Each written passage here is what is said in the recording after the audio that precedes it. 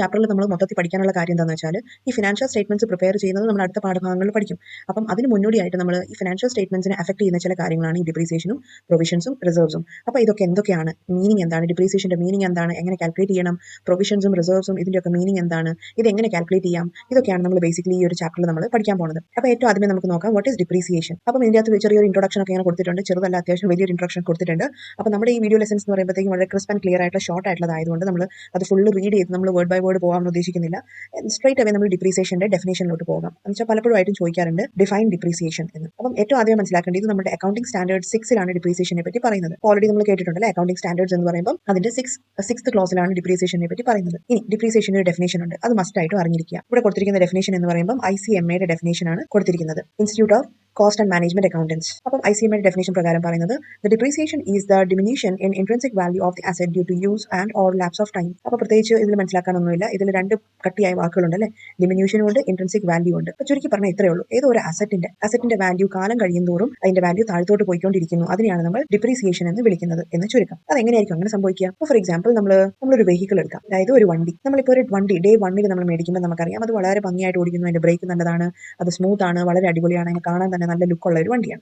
ഇനി അതൊരു 10 ദിവസം യൂസ് ചെയ്ത് കഴിയുമ്പോഴത്തേക്ക് എന്തായി മാറും? ആ 10 ദിവസത്തിന്റെ പഴക്കം അതിന് വരും. അപ്പോൾ അതുകൊണ്ട് തന്നെയാണ് നമ്മൾ OLX പോലത്തെ പ്ലാറ്റ്ഫോമുകളിൽ നമ്മൾ ഇന്നിപ്പോൾ ഒരു 1000 രൂപയ്ക്ക് ഒരു സാധനം മേടിച്ചു, നെക്സ്റ്റ് ഡേ അതായത് തൊട്ടടുത്ത ദിവസം നമ്മൾ സെല് ചെയ്താൽ 1000 രൂപ കിട്ടുമെന്ന് ഉറപ്പ് പറയാൻ പറ്റുമോ? ഒരിക്കലും ഇല്ല. 1000 എന്തായാലും നമുക്ക് സെല് ചെയ്ത് കിട്ടാൻ പറ്റൂല, 1000-ൽ താഴെ ഉള്ളൊരു എമൗണ്ടേ നമുക്കത് കിട്ടുള്ളൂ. ബിക്കോസ് അത് ഒരു ദിവസത്തിന്റെ പഴക്കമാണെങ്കിൽ പോലും അത് സെക്കൻഡ് ഹാൻഡ് ഗുഡായി മാറിക്കഴിഞ്ഞു. അത് തന്നെയാണ് ഡിപ്രീസിയേഷൻ ലോജിക് എന്ന് പറയുമ്പോൾ. ഇവിടെ നമ്മളിപ്പോൾ ഒരു വെഹിക്കിൾ നമ്മൾ യൂസ് ചെയ്തു, നമ്മൾ അതൊരു 10 ദിവസം വെച്ചു, അല്ലെങ്കിൽ ഒരു 10 ഇയേഴ്സ് നമ്മൾ അതിനെ യൂസ് ചെയ്ത് കഴിഞ്ഞാൽ സ്വാഭാവികമായിട്ടും അതിന്റെ കുറച്ച് ആ വണ്ടീനെ കണ്ടാൽ തന്നെ നമുക്ക് അറിയാൻ പറ്റും അല്ലെ, കുറെ പെയിന്റ് ഒക്കെ പോയി, ടയർ പലപ്പോഴായിട്ട് മാറിയിട്ടുണ്ടാവും. അപ്പോൾ അതിന്റെ എഞ്ചിന് അതിൻ്റെതായ ഒരു കേടുപാടുകൾ ഉണ്ടായിരിക്കാം, സ്ക്രാച്ചസ് ഉണ്ടായിരിക്കാം, ഡെന്റിങ് ഉണ്ടായിരിക്കാം, അങ്ങനെ പല രീതിയിലും നമുക്ക് ആ വണ്ടി കണ്ടാൽ തന്നെ മനസ്സിലാവും അതൊരു കുറെ കാലവഴക്കം കഴിഞ്ഞ ഒരു വണ്ടിയാണ് അല്ലെ. അപ്പോൾ അതേപോലെയാണ് അതിനെയാണ് പറയുന്നത്, അതിനെ നമുക്ക് മലയാളത്തിൽ ഒരു വാക്ക് പറയാൻ പറ്റും, തേയ്മാനം അല്ലെ. അപ്പം ഡേ 1 നമ്മുടെ അടുത്തുള്ള ആ ഒരു ഗുഡ്സിന്റെ ആ ഒരു ക്വാളിറ്റി അല്ലെങ്കിൽ ആ ഒരു ലുക്ക് കാണിയല്ല, അതിന്റെ ആ ഒരു പെർഫോമൻസ് കാണിയല്ല എപ്പം കുറെ കാലം കഴിയുമ്പോൾ. അപ്പം അങ്ങനെ സംഭവിക്കുന്ന ആ ഒരു കുറവ് വാല്യൂവിൽ ഉണ്ടാകുന്ന ഇടിവിനെ പറയുന്നതാണ് ഡിപ്രീസിയേഷൻ എന്ന് മനസ്സിലാക്കുക. സിംപ്ലി പറഞ്ഞാൽ നമ്മളിപ്പോൾ ഒരു ചപ്പൽ മേടിക്കുകയാണെങ്കിൽ, ചപ്പൽ മേടിച്ചു കഴിഞ്ഞാൽ കിട്ടുന്ന ആ ഒരു ദിവസത്തിന്റെ ആ ഒരു ലുക്ക് ആയിരിക്കില്ല ഒരു മാസം യൂസ് ചെയ്യുമ്പോൾ ഉണ്ടാകുന്നത് അല്ലെ. അത് തേഞ്ഞ് ഏകദേശം ഒരു ചെറിയൊരു പരുവായി കാണും. അപ്പോൾ അതുപോലെ തന്നെയാണ് ഡിപ്രീസിയേഷൻ എന്ന് പറയുമ്പോൾ. ഇനി നമ്മൾ ഉദ്ദേശിക്കുന്ന ഡിപ്രീസിയേഷൻ എന്ന് പറയുമ്പോൾ ചെരുപ്പിനോ വണ്ടിക്കോ ഒന്നുമല്ല.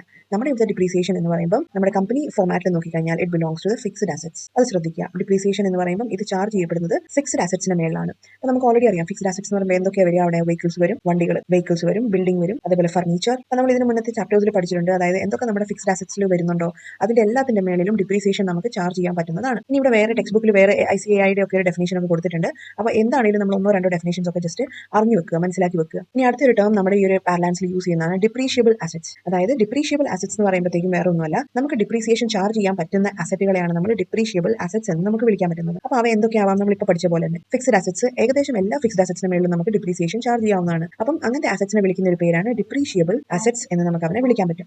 ഇനി ഇതിന്റെ 2-3 കുറച്ച് എക്സാമ്പിൾസ് നമ്മൾ ഓൾറെഡി കണ്ടായിരുന്നു, അത് നമ്മുടെ ഇവിടെ കൊടുത്തിട്ടുണ്ട്, അത് ജസ്റ്റ് ഒന്ന് വായിച്ചു നോക്കാം. Examples of depreciable assets are machines, plants, furnitures, buildings, computers, trucks, vans, equipments etcetera. അപ്പം ഇങ്ങനത്തെ കുറച്ച് കാര്യങ്ങളാണ് നമ്മൾ ഡിപ്രീഷിയബിൾ അസറ്റ്സിൽ ഉൾപ്പെടുത്തുന്നത് മനസ്സിലാക്കുക. ഇനി ഡിപ്രീഷിയബിൾ അസറ്റിന്റെ മേളിൽ ചാർജ് ചെയ്യപ്പെടുന്ന ഡിപ്രീസിയേഷൻ നമ്മൾ പറയും ഡിപ്രീഷിയബിൾ എമൗണ്ട്. ഡിപ്രീസിയേഷന്റെ എമൗണ്ട് എന്ന് പറയുന്നതാണ് ഡിപ്രീഷിയബിൾ എമൗണ്ട് എന്ന് നമുക്ക് വിളിക്കാൻ പറ്റും. ഓക്കെ, ഡിപ്രീഷിയബിൾ അസറ്റിന് മേളിൽ ചാർജ് ചെയ്യുന്ന എമൗണ്ട് ഡിപ്രീഷിയബിൾ എമൗണ്ട്. ഇനി ഇവിടുത്തെ വേറൊരു ടേം യൂസ് ചെയ്യുന്നതാണ് സാൽവേജ് വാല്യൂ. അപ്പം അത് സാൽവേജ് വാല്യൂ എന്ന് പറയുമ്പോഴത്തേക്കും നമുക്ക് മനസ്സിലാക്കാം, നമ്മളിപ്പോൾ ഒരു അസറ്റ് യൂസ് ചെയ്ത് കഴിയുമ്പോഴത്തേക്കും, ഫോർ എക്സാമ്പിൾ നമ്മളിപ്പോൾ ഒരു അസറ്റ് മേടിച്ചത് 1 lakh rupees-നാണ്. അപ്പോൾ ഈ 1 lakh rupees-ന് മേടിച്ചിട്ടുണ്ടെങ്കിൽ അതിനെ നമ്മൾ വിളിക്കും അക്വിസിഷൻ കോസ്റ്റ് എന്ന് വിളിക്കും. Acquisition cost. അപ്പോൾ മുന്നോട്ട് വരുമ്പോൾ നമ്മളിത് പഠിക്കും, എന്താണെങ്കിലും അക്വിസിഷൻ കോസ്റ്റ് എന്ന് വിളിക്കും. ഇനി ഈ കോസ്റ്റിന് നമ്മൾ എന്ത് ചെയ്യാണ്, ഇപ്പോൾ ഫോർ എക്സാമ്പിൾ ഈ ഒരു മെഷീനറി നമ്മൾ 1 lakhന്റെ മെഷീനറിക്ക് വേണ്ടി അത് നമ്മുടെ സ്ഥാപനത്തിലോട്ട് കൊണ്ടുവരാൻ വേണ്ടിയിട്ട് നമ്മളൊരു 10,000 rupees-ന്റെ വണ്ടിക്കൂലിയും കൂടി മുടക്കും. ഓക്കെ, അങ്ങനെയാണെങ്കിൽ ട്രാൻസ്പോർട്ടേഷൻ മുടക്കി. ഇനി നമ്മളിപ്പോൾ ഒരു 10,000 rupees നമ്മൾ ഇൻസ്റ്റാളേഷന് വേണ്ടിയിട്ട് മുടക്കിയിട്ടുണ്ട് വീണ്ടും, എങ്കിൽ ഈ ടോട്ടൽ അക്വിസിഷൻ കോസ്റ്റ് എന്ന് പറയുന്നത് എത്രയായിരിക്കും? മെഷീനറിയുടെ വാല്യൂ 1 lakh ആയിരിക്കുകയില്ല, 1 lakh + 10 ദാറ്റ് ഈസ് 1,20,000 ആയിരിക്കും നമ്മുടെ ടോട്ടൽ മെഷീനറിയുടെ വാല്യൂ എന്ന് പറയുന്നത്. അപ്പം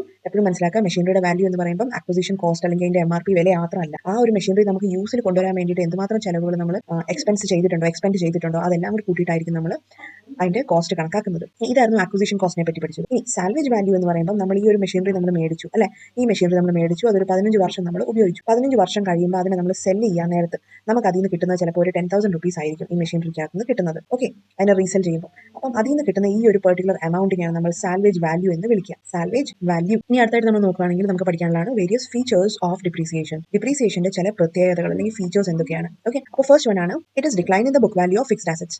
അതായത് അതിന്റെ അർത്ഥം എന്താണെന്ന് വെച്ചാൽ വെച്ചാൽ നമുക്കറിയാം ഇപ്പോൾ ഒരു 1,20,000 നമ്മൾ അസറ്റ് മേടിക്കുമെന്ന് പറഞ്ഞു അല്ലേ. അപ്പോൾ ഈ 1,20,000 അസറ്റ് നമ്മൾ മേടിച്ചു കഴിഞ്ഞാൽ ഇത് ആദ്യത്തെ വർഷം ഉപയോഗിക്കുമ്പോൾ എന്ത് സംഭവിക്കും, അതിനൊരു പെർട്ടിക്കുലർ എമൗണ്ട് തേയ്മാനം വരും. അടുത്ത വർഷവും ഇതുപോലെ തന്നെ തേയ്മാനം വരും. അപ്പോൾ നമ്മളൊരു 5 വർഷം കഴിയുമ്പോഴത്തേക്കും നമ്മളിത് സെല് ചെയ്യുമ്പോൾ, ഈ മെഷീനറിയെ സെല് ചെയ്താൽ 5 വർഷം കഴിയുമ്പോഴും നമുക്ക് 1,20,000 വേണം എന്ന് പറഞ്ഞ് വാശി പിടിക്കാൻ പറ്റുമോ? ഒരിക്കലും നടക്കുകയില്ല അല്ലേ. ബിക്കോസ് 5 വർഷം നമ്മൾ അതിനെ ഉപയോഗിച്ചാലും ഉപയോഗിച്ചില്ലെങ്കിലും അതിന് മേലെ ഡിപ്രീസിയേഷൻ ചാർജ് ചെയ്യപ്പെടും. ഇനി ഡിപ്രീസിയേഷൻ എന്ന് പറയുന്നത് 2-3 കാര്യങ്ങൾ കൊണ്ടാവാം. ഡിപ്രീസിയേഷൻ എന്ന് പറയുമ്പോൾ it may be evolution of time, usage or obsolescence. അതായത് ഡിപ്രീസിയേഷൻ ചാർജ് ചെയ്യപ്പെടുന്ന എന്തിന്റെ ഒരു ബേസിസിലാണ്? Evolution of time, usage, obsolescence. Usage എന്നൊക്കെ പറയുമ്പോൾ നമുക്കറിയാം ആ സാധനം യൂസ് ചെയ്യുന്നത് അല്ലേ, അതെങ്ങനെ നമ്മൾ ആ ഒരു മെഷീനറി യൂസ് ചെയ്യുന്നു അതിന്റെ അടിസ്ഥാനത്തിൽ അതിന്റെ തേയ്മാനം വരാം. ഇപ്പോൾ ഒരു വണ്ടി നമ്മൾ വെഹിക്കിൾ നമ്മൾ മേടിച്ചു അല്ലേ, വെഹിക്കിൾ നമ്മൾ മേടിച്ചു, അത് ഗ്യാരേജിൽ ഒരു 10 വർഷം ഗ്യാരേജിൽ തന്നെ കിടക്കുമായിരുന്നു. അതിന്റെ 10ാമത്തെ വർഷം നമ്മൾ എന്ത് ചെയ്യുന്നു, അതിനെ സെല് ചെയ്യുവാണ്. അപ്പോൾ നമ്മളത് മേടിച്ച ആ ഒരു 3 ലാഖിന് മേടിച്ചു എന്ന് വെച്ചോ. അപ്പോൾ ആ 3 ലാഖ് റുപ്പീസിന് നമുക്ക് അന്നേരം മേടിക്കാൻ പറ്റുമോ, തിരിച്ചു പിടിക്കാൻ പറ്റുമോ, സെല് ചെയ്യാൻ പറ്റുമോ? ഇല്ല. ബിക്കോസ് അതിന് മേലെ ഡിപ്രീസിയേഷൻ യൂസേജിന്റെ ബേസിസിൽ ചാർജ് ചെയ്യപ്പെടും. ഇനി അടുത്തൊരു സാധനമാണ് ഒബ്സോലസൻസ്. ഒബ്സോലസൻസ് എന്ന് പറയുമ്പോഴത്തേക്കും നമുക്ക് മനസ്സിലാക്കാൻ പറ്റും. ഫോർ എക്സാമ്പിൾ ഔട്ട്ഡേറ്റഡ് ആയിട്ടുള്ള ടെക്നോളജി, ഓക്കെ, ഔട്ട്ഡേറ്റഡ് ആയിട്ടുള്ള ടെക്നോളജി അല്ലെങ്കിൽ ഔട്ട് ഓഫ് ഫാഷൻ എന്ന് നമുക്ക് പറയാൻ പറ്റും. ഔട്ട് ഓഫ് ഫാഷൻ എന്നൊക്കെ നമുക്ക് വിളിക്കാൻ പറ്റും, റൈറ്റ്. ഇനി ഫാഷന്റെ കാര്യം പറയുകയാണെങ്കിൽ അത് പിന്നെ ഇതുപോലെയാണ്, റിവേഴ്സൽ പോലെയായി. ഇപ്പം പണ്ടൊക്കെ ജൈനൊക്കെ ഇട്ടുകൊണ്ടിരുന്ന വലിയ ചെസ്റ്റ് വരെ ഇട്ടുകൊണ്ടിരുന്ന ജീൻസ് ഒക്കെ ഇപ്പോൾ ട്രെൻഡിങ് ആണ് അല്ലേ. അപ്പോൾ ഒരു കാലം ഉണ്ടായിരുന്നു അങ്ങനത്തെ ജീൻസ്, ഹൈ വേസ്റ്റ് ആയിട്ടുള്ള ജീൻസ് ഒക്കെ ഔട്ട്ഡേറ്റഡ് ആയി പോയായിരുന്നു. അത് ഇട്ടുകൊണ്ട് നടക്കുന്ന ആൾക്കാരെ ഒരു പുച്ഛമായിരുന്നു കണ്ടുകൊണ്ടിരുന്നത്. ഒരു കാലത്ത് എന്ന് വെച്ചാൽ ലോ വേസ്റ്റ് ജീൻസ് ഒക്കെ ആയിരുന്നു അല്ലേ. അപ്പോൾ ഫാഷൻ മാറുന്നതനുസരിച്ചുള്ള മാറ്റമല്ല ഇവിടെ എന്ന് പറയുമ്പോൾ ഔട്ട്ഡേറ്റഡ് ടെക്നോളജി ഒക്കെ യൂസ് ചെയ്യുന്ന കാര്യമാണ് പറയുന്നത്. ഇപ്പോൾ പണ്ടത്തെ ആ ഒരു നമുക്ക് ഓർമ്മയുണ്ടല്ലോ, വലിയ കമ്പ്യൂട്ടേഴ്സ് ഉണ്ടായിരുന്നു, മുറി മുഴുവൻ നിറങ്ങി നിൽക്കുന്ന വാക്യൂം ട്യൂബ്സ് ഒക്കെ യൂസ് ചെയ്തുകൊണ്ടിരുന്ന കമ്പ്യൂട്ടേഴ്സ് ഉണ്ടായിരുന്നു. ഇനി അതേപോലെ അല്ലെ വലിയ ബോക്സ് ടൈപ്പ് ഒക്കെയുള്ള കമ്പ്യൂട്ടേഴ്സ് ഉണ്ടായിരുന്നു. ഇന്നത്തെ കാലത്ത് എന്താണ്, നല്ല സ്ലൈറ്റ് ആയിട്ടുള്ള ലാപ്ടോപ്പുകളുണ്ട്. അപ്പം ഇങ്ങനത്തെ ഈ സ്ലീക്ക് ആയിട്ടുള്ള ലാപ്ടോപ്പുകളായിരിക്കുമോ അതോ നമുക്ക് പണ്ടത്തെ ആ ഒരു PC ആയിരിക്കും നമുക്കിപ്പോൾ താല്പര്യം? അതായത് നമുക്ക് ഈ പണ്ടത്തെ ആ ഒരു PC നമുക്ക് പറയാൻ ഒരു 1000 രൂപയ്ക്ക് ഈ പണ്ടത്തെ ആ സാധനം തന്നേക്കാം എന്ന് പറയുകയാണെങ്കിൽ ആരെങ്കിലും പോയി മേടിക്കുമോ? 1000 തൊട്ട് 100 രൂപയ്ക്ക് പോലും ആരും മേടിക്കുകയില്ല അല്ലേ. ഇനി ഔട്ട്ഡേറ്റഡ് ആയിട്ടുള്ള ഈ സാധനങ്ങളുടെ ആർക്കെങ്കിലും മ്യൂസിയമോ ശേഖരമോ ഒക്കെ ഉണ്ടെങ്കിൽ മാത്രം അവർ മേടിച്ചാലായി, അല്ലാത്ത പക്ഷം ആരും ഈ സാധനങ്ങൾ യൂസേജ് പർപ്പസിന് മേടിക്കുകയില്ല. അപ്പം അതിന് പറയുന്നത് ഒബ്സോളസൻസ് എന്നാണ്. അതായത് അതിന്റെ കാലഹരണപ്പെട്ട് പോവുക എന്നൊക്കെ നമുക്ക് വിളിക്കാൻ പറ്റും. അപ്പം അങ്ങനത്തെ ഒബ്സൊലീറ്റ് ആയിട്ടുള്ള ടെക്നോളജി ആരും പർച്ചേസ് ചെയ്യുകയില്ല എന്ന് ചുരുക്കം. അപ്പം അതും ഡിപ്രീസിയേഷന് ഒരു കാരണമാവാം. നെക്സ്റ്റ് ആണ് മൂന്നാമത്തെ പോയിന്റ് ആണ്, it is a continuous process അല്ലെ. കണ്ടിന്യൂസ് പ്രോസസ് എന്ന് പറയാൻ കാരണം എന്താണ്, നമ്മൾ നേരത്തെ പറഞ്ഞ പോലെ നമ്മളിപ്പോൾ ഒരു വെഹിക്കിൾ മേടിച്ചു കഴിഞ്ഞിട്ട് നമ്മൾ അതിനൊരു ആദ്യത്തെ വർഷം നമ്മൾ കുറേ അത് ഉപയോഗിച്ചു, ഓക്കെ, 35 കിലോമീറ്റേഴ്സ് ഉപയോഗിച്ചു. സെക്കൻഡ് ഇയറിൽ നമ്മൾ എന്ത് ചെയ്തു, അത് തൊട്ടതേ ഇല്ല, നമ്മൾ വിദേശത്തോട്ട് കണ്ടു പോയി, അതുകൊണ്ട് അത് തൊട്ടതേ ഇല്ല, ഗ്യാരേജിൽ കിടക്കുമായിരുന്നു. ഇനി മൂന്നാമത്തെ വർഷം നമ്മൾ നാട്ടിലോട്ട് വന്നപ്പോഴത്തേക്ക് ഒരു 60 കിലോമീറ്റർ ഒക്കെ ഓടിച്ചിട്ടുണ്ട്. അപ്പോൾ അങ്ങനെ ഇങ്ങനെയൊക്കെയാണ് ഇതിന്റെ കിടക്കുന്നത്. 75 കിലോമീറ്റർ ഓടിച്ചു, ഇതുപോലെയാണ്. അപ്പോൾ നമ്മുടെ ഈ വെഹിക്കിളിന്റെ മേളിൽ ആദ്യത്തെ വർഷം ഉപയോഗിച്ചതിന്റെ മേളിൽ നമ്മൾ ഡിപ്രീസിയേഷൻ കാൽക്കുലേറ്റ് ചെയ്തു. സെക്കൻഡ് വർഷത്തിൽ നമ്മൾ ഉപയോഗിച്ചിട്ടേ ഇല്ല, അപ്പോൾ അതുകൊണ്ട് ചെയ്യേണ്ട ആവശ്യമില്ല. മൂന്നാമത്തെ വർഷത്തിൽ ഇത്ര ഉപയോഗിച്ചു, ഡിപ്രീസിയേഷൻ കാൽക്കുലേറ്റ് ചെയ്യാം. ഇതുപോലെ ആയിരിക്കുമോ? അല്ല. ഇവിടെ ചെയ്യാൻ പോകുന്നത് വെച്ചാൽ ഡിപ്രീസിയേഷൻ ഒരു കണ്ടിന്യൂസ് പ്രോസസ് ആണ്. അതായത് നമ്മൾ സാധനം യൂസ് ചെയ്താലും ഇല്ലെങ്കിലും നമ്മൾ അതിന്റെ മേലിൽ ഡിപ്രീസിയേഷൻ കാൽക്കുലേറ്റ് ചെയ്യും. ബിക്കോസ് ഇവിടെ സാധനം യൂസേജിന്റെ മാത്രമല്ല ക്വസ്റ്റ്യൻ വരുന്നത്.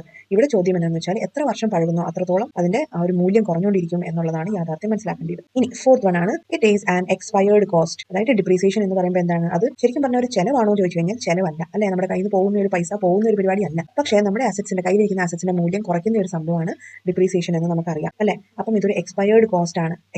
എക്സ്പയർഡ് കോസ്റ്റ് ആയതുകൊണ്ട് തന്നെ നമ്മൾ ഇതിനെ കാൽക്കുലേറ്റ് ചെയ്യുമ്പോൾ ബിഫോർ ടാക്സ് കാൽക്കുലേഷന് മുന്നേ ആയിരിക്കും നമ്മൾ ഇതിനെ കാൽക്കുലേറ്റ് ചെയ്യുക. അതായത് ഇതിന്റെ മേലെ ടാക്സ് കാൽക്കുലേറ്റ് ചെയ്യാൻ പറ്റത്തില്ല എന്ന് ചുരുക്കം. അതെങ്ങനെയായിരിക്കും, നമ്മളിപ്പോൾ നോക്കിക്കഴിഞ്ഞാൽ ഒരു കമ്പനിയുടെ പ്രോഫിറ്റ് ഇപ്പോൾ ഒരു 10,000 റുപ്പീസ് ഉണ്ടെന്ന് വിചാരിക്കാം. 10,000 റുപ്പീസ് ഉണ്ട്. അപ്പോൾ ഈ പ്രോഫിറ്റ് അതേപടി എടുത്തുകൊണ്ട് പോയി കീശയിലിടാൻ പറ്റുമോ? ഇല്ല. അപ്പോൾ ഈ പ്രോഫിറ്റിന് മേലെ നമ്മൾ particular amount of tax charge ചെയ്യേണ്ടതുണ്ട് അല്ലേ. അപ്പോൾ ഈ ടാക്സിന് എന്താണ്, ഈ പ്രോഫിറ്റിന്റെ അകത്ത് നമ്മൾ ഡിപ്രീസിയേഷൻ ഉണ്ടെങ്കിൽ ഡിപ്രീസിയേഷനും കൂടി മൈനസ് ചെയ്തിട്ടാവണം നമ്മൾ ഈ പറയുന്ന എമൗണ്ട് ചാർജ് ചെയ്യാം. ഇപ്പോൾ ഫോർ എക്സാമ്പിൾ നമ്മുടെ ഡിപ്രീസിയേഷന്റെ എമൗണ്ട് നമുക്ക് എടുക്കാം 2,000 ആണെന്ന് വെച്ചു. അപ്പം 10,000 മൈനസ് 2,000 ഇസ് 8,000 റുപ്പീസ് ആയിരിക്കും നമ്മുടെ നെറ്റ് പ്രോഫിറ്റ്. ഇനി ഇതിന്റെ മേളിലായിരിക്കും നമ്മൾ ടാക്സ് ചാർജ് ചെയ്യേണ്ടത്. അല്ലാണ്ട് മേളിൽ കൊടുക്കുന്ന 10ന്റെ മേളിലല്ല, 8,000ന്റെ മേളിലായിരിക്കും നമ്മൾ ടാക്സ് എമൗണ്ട് ചാർജ് ചെയ്യുക. ഇനി അടുത്ത നമ്മൾ പറഞ്ഞു it is A non cash expense അല്ലെ, ഇതൊരു നോൺ ക്യാഷ് എക്സ്പെൻസ് ആണ് എന്ന് നമ്മൾ കണ്ടു. അപ്പോൾ ഇതൊക്കെയാണ് ചില ഫീച്ചേഴ്സ് ഓഫ് ഡിപ്രീസിയേഷൻ എന്ന് നമുക്ക് പറയാൻ പറ്റുന്നത്. ഇനി അടുത്തായിട്ട് കാണാനുള്ള കാര്യം എന്താണെന്ന് വെച്ചാൽ depreciation and other similar terms ആണ്. അതായത് നമുക്കറിയാം നമ്മൾ പല ടേംസും നമ്മൾ ഇന്റർമീഡിയറ്റ് ആയിട്ട് യൂസ് ചെയ്യാറുണ്ട്. പക്ഷേ അവ രണ്ട് മീനിങ് ആയിരിക്കും അല്ലെ. മീനിങ്ങിൽ വ്യത്യസ്തമായിട്ടുള്ള മീനിങ് ആയിരിക്കും ചിലപ്പോൾ പ്രൊവൈഡ് ചെയ്യുക. അപ്പോൾ നമുക്ക് മനസ്സിലാക്കേണ്ടത് ഇത് ഡിപ്രീസിയേഷനുമായിട്ട് റിലേറ്റ് ചെയ്ത് നമ്മൾ ചില വാക്കുകൾ നമ്മൾ ഇന്റർമീഡിയറ്റ് ആയിട്ടും യൂസ് ചെയ്യാറുണ്ട്. അത് ഏതൊക്കെയാണ്? 2 വാക്കുകളാണ്, depreciation, depletion and amortisation.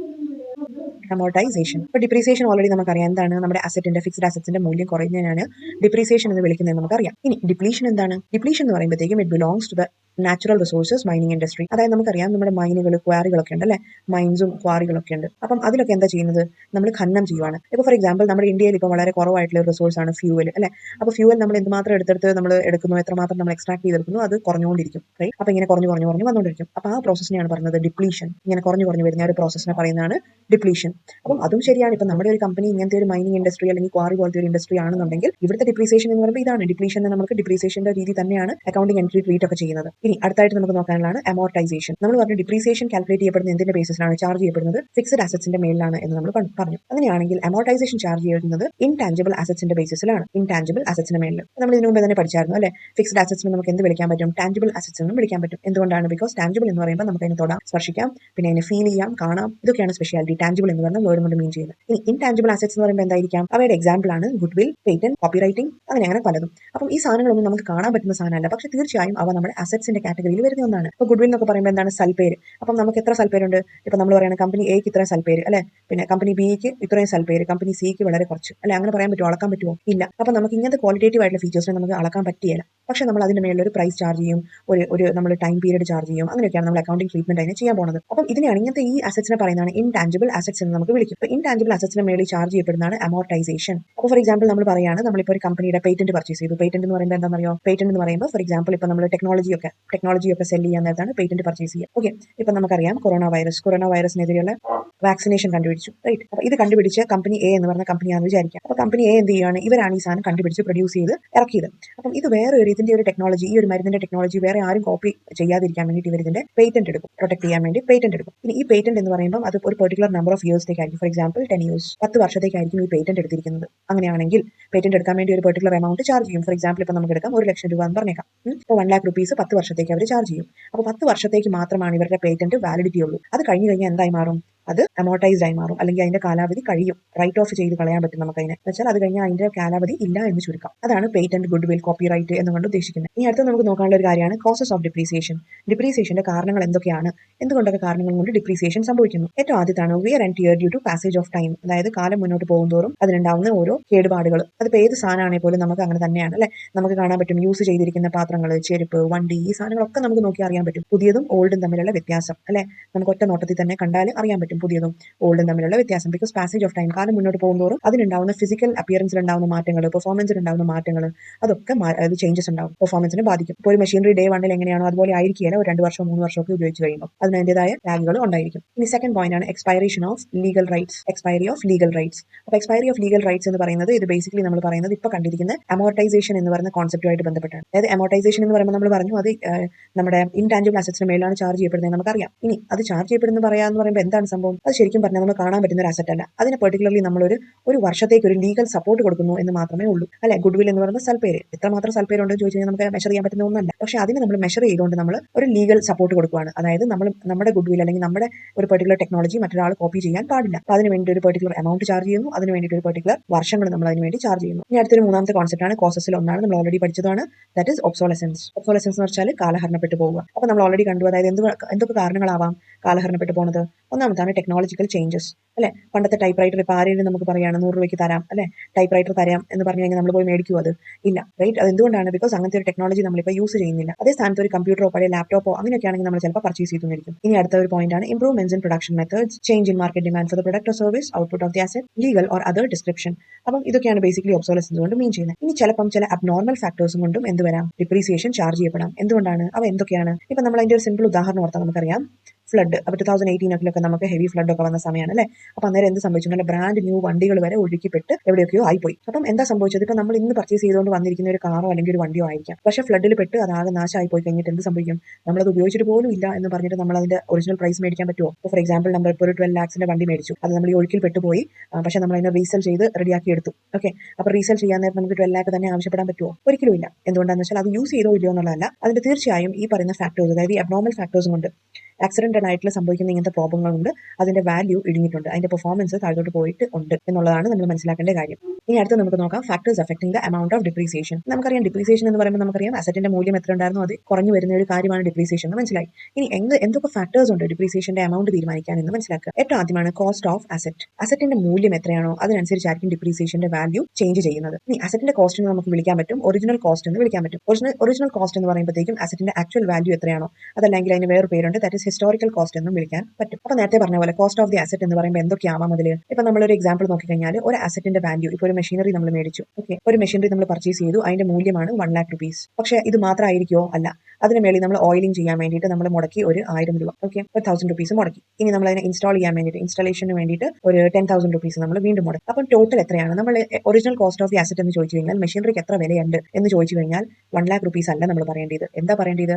1,00,000 plus 1,000 plus 10,000. അതായത് ഈ മെഷീനറി നമുക്ക് യൂസ് ചെയ്യാൻ പാകത്തിനാക്കി തന്ന എക്സ്പെൻസ് ആണ് ഈ ഓയിലിംഗും ഇൻസ്റ്റാളേഷനും. അപ്പോൾ അതുകൊണ്ട് ഇതിനെയും കൂടി നമ്മൾ ഉൾപ്പെടുത്തിയിട്ട് ടോട്ടൽ നമ്മൾ എഴുതും 1,11,000 എന്ന് നമുക്ക് എഴുതാം. ഇതാണ് നമ്മുടെ അക്വിസിഷൻ കോസ്റ്റ് അല്ലെങ്കിൽ കോസ്റ്റ് ഓഫ് ദി അസറ്റ് എന്ന് നമുക്ക് വിളിക്കാൻ പറ്റുന്ന തുക. ഇനി രണ്ടാമത്തെ പോയിന്റ് ആണ് എസ്റ്റിമേറ്റഡ് നെറ്റ് റെസിഡ്യൂവൽ വാല്യൂ. അപ്പോൾ നമുക്കറിയാം റെസിഡ്യൂ അല്ലെ റെസിഡ്യൂവൽ എന്നൊക്കെ പറഞ്ഞ് കേട്ടിട്ടുണ്ടാവാം. നമ്മൾ പലപ്പോഴും പണ്ടൊക്കെ ചെറിയ ക്ലാസ്സിൽ നമ്മളിപ്പം എക്സ്പെരിമെന്റ് ഒക്കെ ചെയ്തിട്ടുണ്ടാവാം അല്ലെ. കുറെ മണ്ണും പൊടിയൊക്കെ ഉള്ള സാധനങ്ങളും നമ്മൾ വെള്ളത്തിൽ വാരിയിടുന്നു. ഓക്കെ, അപ്പോൾ വെള്ളത്തിൽ വാരിയിട്ട് കഴിയുമ്പോൾ നമ്മൾ കുറച്ച് നേരം കഴിഞ്ഞ് ഒബ്സർവ് ചെയ്യുമ്പോൾ എന്ത് സംഭവിക്കും?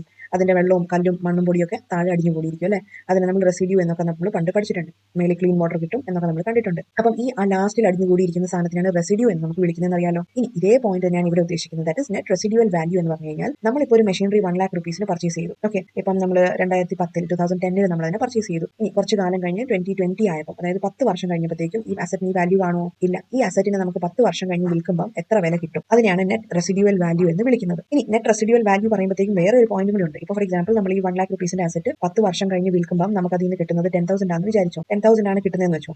അപ്പോൾ ഇത് നെറ്റ് റെസിഡ്യൂവൽ വാല്യൂ ആണെന്ന് അറിയാലോ. NRV ആണ് നമുക്കറിയാം. പക്ഷേ ഇനി ഈ അസറ്റിനെ നമുക്ക് ഡിസ്പോസ് ചെയ്യാൻ വേണ്ടിയിട്ട്, അപ്പോൾ നമുക്ക് ഈ ഒരു അസറ്റിന് 10 വർഷം കഴിയുമ്പോൾ 10,000 rupees അസറ്റ് ഇവിടെ ഇരിപ്പുണ്ട്. ഇനി നമ്മൾ ഇത് ആർക്ക് സെല് ചെയ്ത് കൊടുക്കുന്നു? അവർക്ക് വേണ്ടിയിട്ട് നമ്മൾ ചിലപ്പം അവരുടെ പ്ലേസിലോട്ട് കൊണ്ട് കൊടുക്കാൻ വേണ്ടിയിട്ട് ഒരു 1,000 rupees കൂടി നമുക്ക് ചിലവായി. അതായത് ഇത് നമുക്ക് ഇങ്ങോട്ട് കിട്ടുന്ന തുകയാണ് 10,000. ഇനി ഈ ഒരു എമൗണ്ടിനെ നമ്മൾ ഡിസ്പോസ് ചെയ്യാൻ വേണ്ടി, ഈ അസറ്റിനെ ഡിസ്പോസ് ചെയ്യാൻ വേണ്ടിയിട്ട് അഡീഷണൽ നമുക്ക് 1,000 രൂപ ചിലവായി. അങ്ങനെയാണെങ്കിൽ എത്രയായിരിക്കും നമ്മുടെ നെറ്റ് റെസിഡ്യൂവൽ വാല്യൂ എന്ന് ചോദിച്ചാൽ 10,000 minus 1,000 that is 9,000 ആയിരിക്കും നമ്മുടെ നെറ്റ് റെസിഡ്യൂവൽ വാല്യൂ. മനസ്സിലായി എന്ന് വിശ്വസിക്കുന്നു. അപ്പം നമുക്ക് ഈ ഒരു യൂസ് കഴിയുമ്പോൾ, ഒരു അസറ്റ് നമ്മൾ പർച്ചേസ് ചെയ്യുന്നു, കുറേ നാൾ യൂസ് ചെയ്യുന്നു, അത് കഴിഞ്ഞിട്ട് കുറേ നാൾ കഴിയുമ്പോൾ അതിനെ സെല് ചെയ്യുന്നു. അപ്പോൾ അന്നേരം നമുക്ക് ഒരു പെർട്ടിക്കുലർ എമൗണ്ട് നമ്മുടെ കയ്യിൽ കിട്ടും. ഇനി ഈ എമൗണ്ടിൽ നിന്ന് നമ്മൾ എല്ലാവിധ എക്സ്പെൻസസും, ഈ അസറ്റ് ഡിസ്പോസ് ചെയ്യാനുള്ള എക്സ്പെൻസസിനെ കൂടി കുറച്ച് കഴിഞ്ഞാൽ മാത്രമാണ് നമുക്ക് നെറ്റ് റെസിഡ്യൂവൽ വാല്യൂ കിട്ടുന്നത് എന്ന് മനസ്സിലാക്കുക. ഇനി അടുത്തൊരു കോൺസെപ്റ്റ് ആണ് ഡിപ്രീഷ്യബിൾ കോസ്റ്റ്. ഡിപ്രീഷ്യബിൾ കോസ്റ്റ് അപ്പോൾ നമ്മൾ കണ്ടു. ഡിപ്രീഷ്യബിൾ കോസ്റ്റ് മനസ്സിലാക്കുന്നതിന് മുന്നേ നമ്മൾ ഒന്നുകൂടി റിവൈസ് ചെയ്യുക. എന്താണ് നമ്മുടെ ഈ point? Cost of the asset. Cost of the asset എന്താ നമ്മൾ കണ്ടു. എന്താണ് കോസ്റ്റ് എന്ന് പറഞ്ഞാൽ ടോട്ടൽ MRP അല്ലെങ്കിൽ അസറ്റിന്റെ ശരിയായ മൂല്യമോ അല്ല, മറിച്ച് അതിന്റെ മേളിൽ ചാർജ് ചെയ്യപ്പെടുന്ന എല്ലാവിധ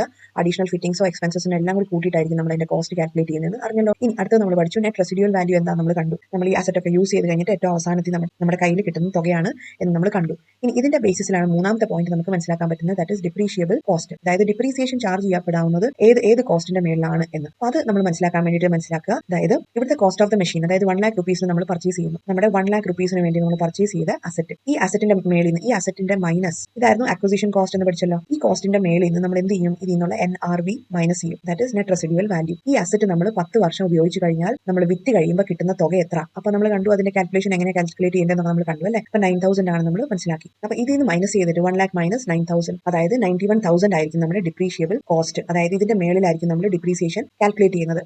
അപ്പോൾ ഈ ഒരു എമൗണ്ട് എന്ന് പറയുമ്പോൾ എന്താണ്? ഈ ഒരു എമൗണ്ട് നമ്മൾ 10 ഇയേഴ്സിലോട്ട് ഡിസ്ട്രിബ്യൂട്ട് ചെയ്യുകയാണ്. അതായത് ഈ 91,000 എന്ന് പറഞ്ഞ ഡിപ്രീസിയേഷൻ 10 വർഷത്തിനുള്ളിൽ നമ്മൾ പേ ചെയ്ത് കംപ്ലീറ്റ് ആയി കൊടുത്ത് തീർക്കണം. അതാണ് ഉദ്ദേശിക്കുന്നത് ഡിപ്രീഷ്യബിൾ കോസ്റ്റ്. അപ്പം ഇതിന്റെ ഇക്വേഷൻ മനസ്സിലാക്കുക. Total cost of the asset minus net residual value എന്താണെന്ന് മനസ്സിലാക്കുക. ഇനി അടുത്താണ് estimated useful life of the asset. Estimated useful life of the asset. അപ്പോൾ നമുക്കറിയാം, ഇപ്പോൾ നമ്മൾ മേളിൽ പറഞ്ഞ പോലെ തന്നെ അല്ലെ, 10 വർഷം നമ്മൾ ഈ ഒരു മെഷീനറി ഉപയോഗിച്ചു. 1,00,000 വേണ്ടി നമ്മൾ മേടിച്ച സാധനത്തിന് മേളിൽ ഡിപ്രീസിയേഷൻ ഒക്കെ കൊടുത്ത് നമ്മൾ 10 വർഷം ഉപയോഗിച്ചു. ഇനി 10 വർഷം കഴിയുമ്പോഴേ ഈ സാധനം കൂടെ പെട്ടെന്ന് കേടായി പോവോ? ഇല്ല. ഈ സാധനം അന്നേരം നമ്മുടെ ആ ഒരു മെഷീനറി എവിടെ ഇരുന്നേച്ചോ അവിടെ തന്നെ ഇരിക്കുന്നുണ്ടായിരിക്കാം. അതിന് യാതൊരു കുഴപ്പമുണ്ടായിരിക്കില്ല. അത് അവിടെ തന്നെ ഇരിപ്പുണ്ടായിരിക്കാം. പക്ഷേ എന്താ പ്രശ്നം എന്ന് വെച്ചാൽ ഈ estimated life of the useful life of the asset എന്ന് പറയുമ്പോൾ ഈ 10 ഇയേഴ്സ് ആയിരിക്കും കണക്ക് കൂട്ടുന്നത് അല്ലേ. ഈ 10 വർഷം കഴിഞ്ഞ് കഴിഞ്ഞാൽ ചിലപ്പോൾ നമ്മൾ അതിന് മേളിൽ എക്സ്ട്രാ കുറച്ച് ഇൻസ്റ്റാളേഷനും ഓയിലിങ്ങും റിപ്പയറിങ്ങും മെയിൻ്റനൻസും ഒക്കെ ചെയ്താൽ മാത്രമായിരിക്കും പിന്നീട് അത് റൺ ചെയ്യുന്നത്. അതായത് നേരത്തെ ഉണ്ടായിരുന്ന ഒരു പുതുമയൊക്കെ മാറിപ്പോയി പിന്നെ അതിനെ ഉന്തിത്തള്ളി നമ്മൾ ഒരു വിധത്തിൽ കൊണ്ട് നടക്കുകയാണ് ഈ മെഷീനറിനെ. അങ്ങനെ ചെയ്യുന്ന കമ്പനീസ് ആണെങ്കിൽ അങ്ങനെ ചെയ്യാം. പക്ഷേ നമ്മൾ മനസ്സിലാക്കേണ്ട കാര്യം എന്ന് വെച്ചാൽ ഇങ്ങനെ അഡീഷണൽ കോസ്റ്റ് ഒക്കെ നമ്മൾ പേ ചെയ്യുമ്പോഴത്തേക്കും ഈ പഴയ മെഷീൻ വെച്ച് നമ്മൾ ഉന്തിയും തള്ളി ഈ പഴയ കോസ്റ്റ് നമ്മൾ മെയിൻറ്റെയിൻ ചെയ്യുമ്പോൾ എങ്ങനെ പോയാലും നമ്മുടെ കോസ്റ്റ് എന്ന് പറയുമ്പോൾ ഇൻക്രീസ് ആവും. കോസ്റ്റ് ഇൻക്രീസ് ആവുക എന്ന് പറയുമ്പോൾ നമ്മുടെ പ്രോഫിറ്റ്സിനെ അത് കുറയ്ക്കും. ഇനി അതല്ല എങ്കിൽ നമുക്ക് ചെയ്യാൻ പറ്റുന്ന ഒരു ഓപ്ഷൻ എന്ന് പറയുമ്പോൾ ഈ നമുക്കുണ്ടാവുന്ന എക്സ്ട്രാ ചെലവുകൾ നമ്മൾ നമ്മുടെ പ്രൊഡക്റ്റിന്റെ മേലെ ചാർജ് ചെയ്ത് കസ്റ്റമേഴ്സിന്റെ അടുത്ത് നിന്ന് പിടിക്കുക എന്നുള്ളതാണ് അല്ലെ. അതിന്റെ അർത്ഥം എന്താണ്?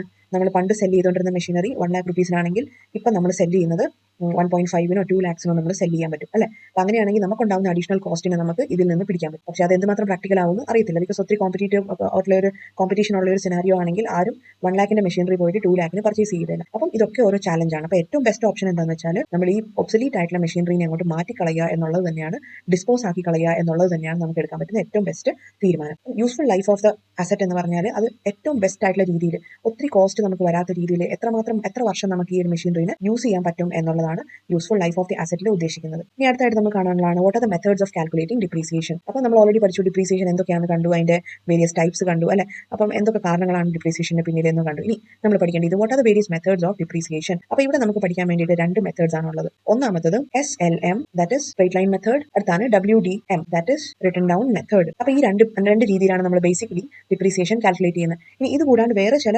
പോപ്പുലർ അല്ലാത്ത മെത്തേഡ്സും ഉണ്ട്. അതായത് annuity method, depreciation fund method, insurance policy method, sum of years digit method, double declining method, etcetera. അപ്പം ഇങ്ങനത്തെ പല മെത്തേഡ്സ് ഉണ്ടെങ്കിൽ നമ്മൾ വളരെ പോപ്പുലർ ആയിട്ട് യൂസ് ചെയ്യുന്ന 2 മെത്തേഡ്സ് ആണ് സ്ട്രെയിറ്റ് ലൈൻ മെത്തേഡും റിട്ടൺ ഡൗൺ വാല്യൂ മെത്തേഡും. ഇനി നമ്മൾ ഏത് മെത്തേഡ് വേണം ചൂസ് ചെയ്യാൻ എന്ന് സെലക്ട് ചെയ്യപ്പെടുന്നത് 1-2 ഫാക്ടേഴ്സിന്റെ ബേസിസിലാണ്. അല്ലെങ്കിൽ ഏത് മെത്തേഡും വെച്ച് നമുക്ക് ചെയ്യാമെന്നല്ല, നമുക്ക് ക്വസ്റ്റിന്റെ ക്ലിയർ കട്ട് ആയിട്ട് ഒന്നെങ്കിൽ തന്നിരിക്കും, അല്ലെങ്കിൽ റിയൽ ലൈഫിലാണെന്നുണ്ടെങ്കിൽ നമ്മൾ ചില പോയിന്റ്സ് മനസ്സിൽ വെച്ചുകൊണ്ടായിരിക്കും നമ്മൾ ഈ പറയുന്ന മെത്തേഡ് ചൂസ് ചെയ്യുക. ഒന്നാമത്തെ ടൈപ്പ് ഓഫ് അസറ്റ്, ഏത് അസറ്റ് ആണോ അതിന്റെ ബേസിസിൽ നമുക്ക് മെത്തേഡ് ചൂസ് ചെയ്യേണ്ടതുണ്ട്. ഇനി nature of the use of such asset, അസറ്റിന്റെ നേച്ചർ അല്ലെങ്കിൽ യൂസ് എന്താണ് എന്നുള്ളതിന്റെ അടിസ്ഥാനത്തിൽ നമുക്ക് അസറ്റിന് വേണ്ടി ചാർജ് ചെയ്യാം. സർക്കംസ്റ്റാൻസസ് പ്രിവെയിലിംഗ് ഇൻ ദ ബിസിനസിന്റെ സാമ്പത്തിക അവസ്ഥകൾ എങ്ങനെയാണോ അതിന്റെ അടിസ്ഥാനത്തിൽ നമുക്ക് മെത്തേഡ് ഓഫ് ഡിപ്രീസിയേഷൻ ചൂസ് ചെയ്യാം. നമുക്ക് ആദ്യമായിട്ട് പഠിക്കാനുള്ള സ്റ്റെപ്പാണ് അല്ലെങ്കിൽ ഒരു പ്രോസസ്സാണ് what is straight line method. അപ്പോൾ ഈ സ്ട്രെയിറ്റ് ലൈൻ മെത്തേഡ് നമുക്ക് വേറെ പേരും കൂടി വിളിക്കാം, that is fixed percentage on original cost method എന്ന് നമുക്ക് വിളിക്കാം. അതല്ല എങ്കിൽ അതിന് വേറെ പേരും കൂടിയുണ്ട്, ഫിക്സ്ഡ് ഇൻസ്റ്റാൾമെന്റ് മെത്തേഡ് എന്ന് നമുക്ക് വിളിക്കാൻ പറ്റും. ഇനി നമ്മൾ ഈ പേരുകൾ വായിച്ച് നോക്കിയാൽ തന്നെ ഏകദേശം നമുക്ക് ഇതിന്റെ മീനിങ് ക്ലിയർ ആവും. എന്താണെന്ന് വെച്ചാൽ ഇവിടെ നമുക്ക് പറയുമ്പോൾ സ്ട്രെയിറ്റ് ലൈൻ മെത്തേഡിന്റെ സ്പെഷ്യാലിറ്റി എന്താണെന്ന് വെച്ചാൽ നമുക്ക് ചിലപ്പോൾ എക്സാമിൽ വരുന്ന പൊതുവെ നമ്മൾ ഈ ഒരു ടേം ആണ് യൂസ് ചെയ്യുക, സ്ട്രെയിറ്റ് ലൈൻ മെത്തേഡ് എന്നാണ് യൂസ് ചെയ്യുക. SLM എന്ന് ചോദിക്കാറുണ്ട്. അല്ലാത്ത പക്ഷം ഈ വേർഡ്സുകളും നമ്മൾ ഓർത്തിരിക്കുക, ബിക്കോസ് ഇങ്ങനെയും ചോദിക്കാൻ ചാൻസ് ഉണ്ട്. അപ്പം എന്ത് ചോദിച്ചാലും നമ്മൾ മനസ്സിലാക്കേണ്ട കാര്യം സ്ട്രെയിറ്റ് ലൈൻ മെത്തേഡ് എന്ന് പറയുമ്പോൾ ഫിക്സ്ഡ് പെർസെന്റേജ് എന്ന് പറയുമ്പോൾ ഫിക്സ്ഡ് ഇൻസ്റ്റാൾമെന്റ് മെത്തേഡ് എന്ന് പറയുമ്പോൾ ഇവിടെ നമ്മൾ മനസ്സിലാക്കേണ്ട വേർഡാണ് ഫിക്സ്ഡ്. അതായത് ഇവിടെ നമ്മൾ എത്ര വർഷത്തേക്ക് നമ്മൾ ഈ ഡിപ്രീസിയേഷൻ കാൽക്കുലേറ്റ് ചെയ്താൽ പോലും ആ എമൗണ്ട് എന്ന് പറയുമ്പോൾ അത് ഫിക്സ്ഡ് ആയിരിക്കും എന്ന് ചുരുക്കം. അപ്പോൾ നമുക്കറിയാം, ഇപ്പോൾ ഒരു മെഷീനറി മേടിച്ചു, അതിന് വേണ്ടി ആദ്യത്തെ വർഷം 2000 റുപ്പീസാണ് ഡിപ്രീസിയേഷൻ എങ്കിൽ സെക്കൻഡ് ഇയറിൽ 2000 ആയിരിക്കും, തേർഡ് ഇയറിലും 2000 ആയിരിക്കും. അങ്ങനെ എത്ര വർഷങ്ങളുണ്ടോ മുന്നോട്ട് അതെല്ലാം സെയിം തുക തന്നെ ആയിരിക്കും നമ്മൾ ഡിപ്രീസിയേഷൻ ആയിട്ട് ചാർജ് ചെയ്യുക. ഇനി എത്ര നാൾ കൊണ്ടായിരിക്കും, ഫോർ എക്സാമ്പിൾ ഇപ്പോൾ നമ്മൾ മേടിക്കുന്ന ഒരു 10,000 റുപ്പീസിന്റെ ഒരു മെഷീനറി ആണെങ്കിൽ 2000 വെച്ചുകൊണ്ട് നമ്മൾ ചാർജ് ചെയ്താൽ എത്ര നാൾ കൊണ്ടായിരിക്കും ഇതിന്റെ വാല്യൂ തീരുന്നത്? 5 വർഷം കൊണ്ട്. അതായത് 5 വർഷം കൊണ്ട് നോക്കിക്കഴിഞ്ഞാൽ 2000 വെച്ച് ഡിപ്രീസിയേഷൻ കാൽക്കുലേറ്റ് ചെയ്ത് കഴിഞ്ഞാൽ 5 വർഷം കൊണ്ട് നമുക്ക് ഇതിന്റെ ടോട്ടൽ വാല്യൂവിൽ 0 വാല്യൂവിൽ എത്തിക്കാൻ പറ്റും. അതായത് അതിന്റെ മാക്സിമം യൂസേജ് ചെയ്യാൻ സാധിച്ചു എന്നാണ് ചുരുക്കം. അത് കഴിഞ്ഞാൽ 5 വർഷം കഴിഞ്ഞാൽ നമ്മൾ ഇതിനെ ഡിസ്പോസ് ഓഫ് ചെയ്യാവുന്നതാണ് സാൽവേജ് വാല്യൂ മേടിച്ചിട്ട്. അപ്പം ഇതൊക്കെയാണ് ഫിക്സ്ഡ് മെത്തേഡ് അല്ലെങ്കിൽ സ്ട്രെയിറ്റ് ലൈൻ മെത്തേഡിൽ ഉദ്ദേശിക്കുന്നത്. അപ്പം വേറെ കാര്യമുണ്ട്, നമ്മൾ ഈ സ്ട്രെയിറ്റ് ലൈൻ മെത്തേഡ് എന്ന് പറയാൻ കാരണം എന്താണ്? ഫിക്സ്ഡ് ഇൻസ്റ്റാൾമെന്റ് എന്താണെന്ന് പറഞ്ഞു, ഫിക്സ്ഡ് പെർസെന്റേജ് ആണ് എന്ന് നമ്മൾ കണ്ടു. ഇനി സ്ട്രെയിറ്റ് ലൈൻ മെത്തേഡ് എന്ന് പറയാൻ കാരണം എന്താണ്? സ്ട്രെയിറ്റ് ലൈൻ മെത്തേഡ് എന്ന് പറയാൻ കാരണം എന്ന് വെച്ചാൽ നമ്മൾ ഈ ഡിപ്രീസിയേഷന്റെ എമൗണ്ടുകളൊക്കെ അപ്പം നമ്മൾ ചുമ്മാ ഒരു ഇതിൽ ഡ്രോ ചെയ്യാന്ന് വെച്ചോ, നമ്മളിപ്പോൾ ഒരു ഗ്രാഫിക്കലി നമ്മൾ ഡ്രോ ചെയ്യുവാണെങ്കിൽ, അതായത് നമ്മളിപ്പോൾ പറയാണ് കഴിഞ്ഞ പ്രാവശ്യം എനിക്ക് ആദ്യത്തെ വർഷം നമുക്ക് കിട്ടിയ മാർക്ക് 10%, പിന്നെ 20%, പിന്നെ എന്താണ് കുറച്ച് മടി പിടിച്ചു, നമ്മൾ 20% തന്നെ തുടർന്നു, പിന്നെ നമ്മൾ ട്യൂഷൻസ് ജോയിൻ ചെയ്തപ്പം ഇൻക്രീസ് ആയി അല്ലെ, പിന്നെ കുറച്ച് ഉഴപ്പിപ്പോൾ കുറഞ്ഞു, അങ്ങനെ നമ്മൾ ഗ്രാഫ് പലതിനും വരച്ചു പോകാം അല്ലേ. അപ്പം ഇവിടെ നമ്മൾ എന്ത് ചെയ്യാണ്, ഡിപ്രീസിയേഷന്റെ നമ്മളൊരു ഗ്രാഫ് വരച്ച് നോക്കിയാൽ നമുക്ക് മനസ്സിലാക്കാൻ പറ്റും.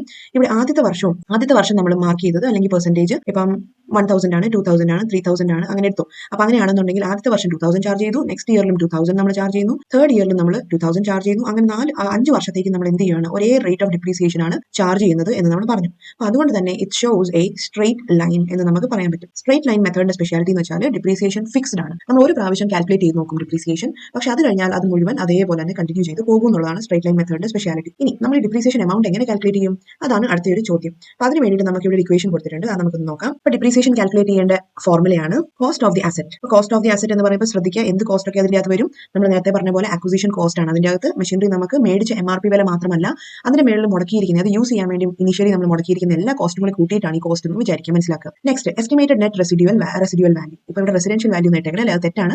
അപ്പം ടെക്സ്റ്റ് ബുക്കിലെ റെസിഡൻഷ്യൽ വാല്യൂ എന്നാണ് ഇട്ടേക്കുന്നത്, റോങ് ആണ്. റെസിഡ്യൂവൽ വാല്യൂ ആണ് വരുന്നത് കേട്ടോ. അപ്പം നെറ്റ് റെസിഡ്യൂവൽ വാല്യൂ എന്താണ് നമ്മൾ പഠിച്ചു, അതും നമുക്കറിയാം. ഈ മെഷീനറി നമ്മൾ ഏറ്റവും ലാസ്റ്റിൽ അതിന്റെ യൂസ്ഫുൾ ലൈഫ് തീരുമ്പോൾ നമ്മൾ വിറ്റ് കഴിഞ്ഞാൽ കിട്ടുന്ന തുകയാണ് നെറ്റ് റെസിഡ്യൂവൽ വാല്യൂ എന്ന് നമ്മൾ പഠിച്ചു. ഇനി divided by useful life of the asset. അപ്പൊ എത്ര നാൾ നമുക്ക് ഇതിന്റെ ഒരു അസറ്റിനെ യൂസ് ചെയ്യാൻ പറ്റും എന്നുള്ളതിന്റെ ഇയേഴ്സിലായിരിക്കും ഇത് കൊടുക്കുക. ഇതാണ് നമ്മുടെ ഡിപ്രീസിയേഷന്റെ എമൗണ്ട് കാൽക്കുലേറ്റ് ചെയ്യാനുള്ള ഇക്വേഷൻ. ഇത് മസ്റ്റ് ആയിട്ട് ഓർത്തിരിക്കുക. ഇനി അടുത്തതായിട്ട് നമുക്ക് എമൗണ്ട് ചിലപ്പോൾ നമുക്ക് ക്വസ്റ്റിന് തന്നിട്ടുണ്ടായിരിക്കും, പക്ഷേ ചിലപ്പോൾ നമുക്ക് റേറ്റ് കാൽക്കുലേറ്റ് ചെയ്യാനായിരിക്കും പറയേണ്ടത്. അതായത് റേറ്റ് ഓഫ് ഡിപ്രീസിയേഷൻ കാൽക്കുലേറ്റ് ചെയ്യേണ്ടി വരുമായിരിക്കും നമുക്ക്. അതായത് ഇത്ര പെർസെന്റേജ്, അതായത് കോസ്റ്റ് ഓഫ് ദി അസറ്റിന്റെ കോസ്റ്റിന്റെ മേളിലാണ് നമ്മൾ പെർസെന്റേജ് ചാർജ് ചെയ്യുന്നത് അല്ലേ.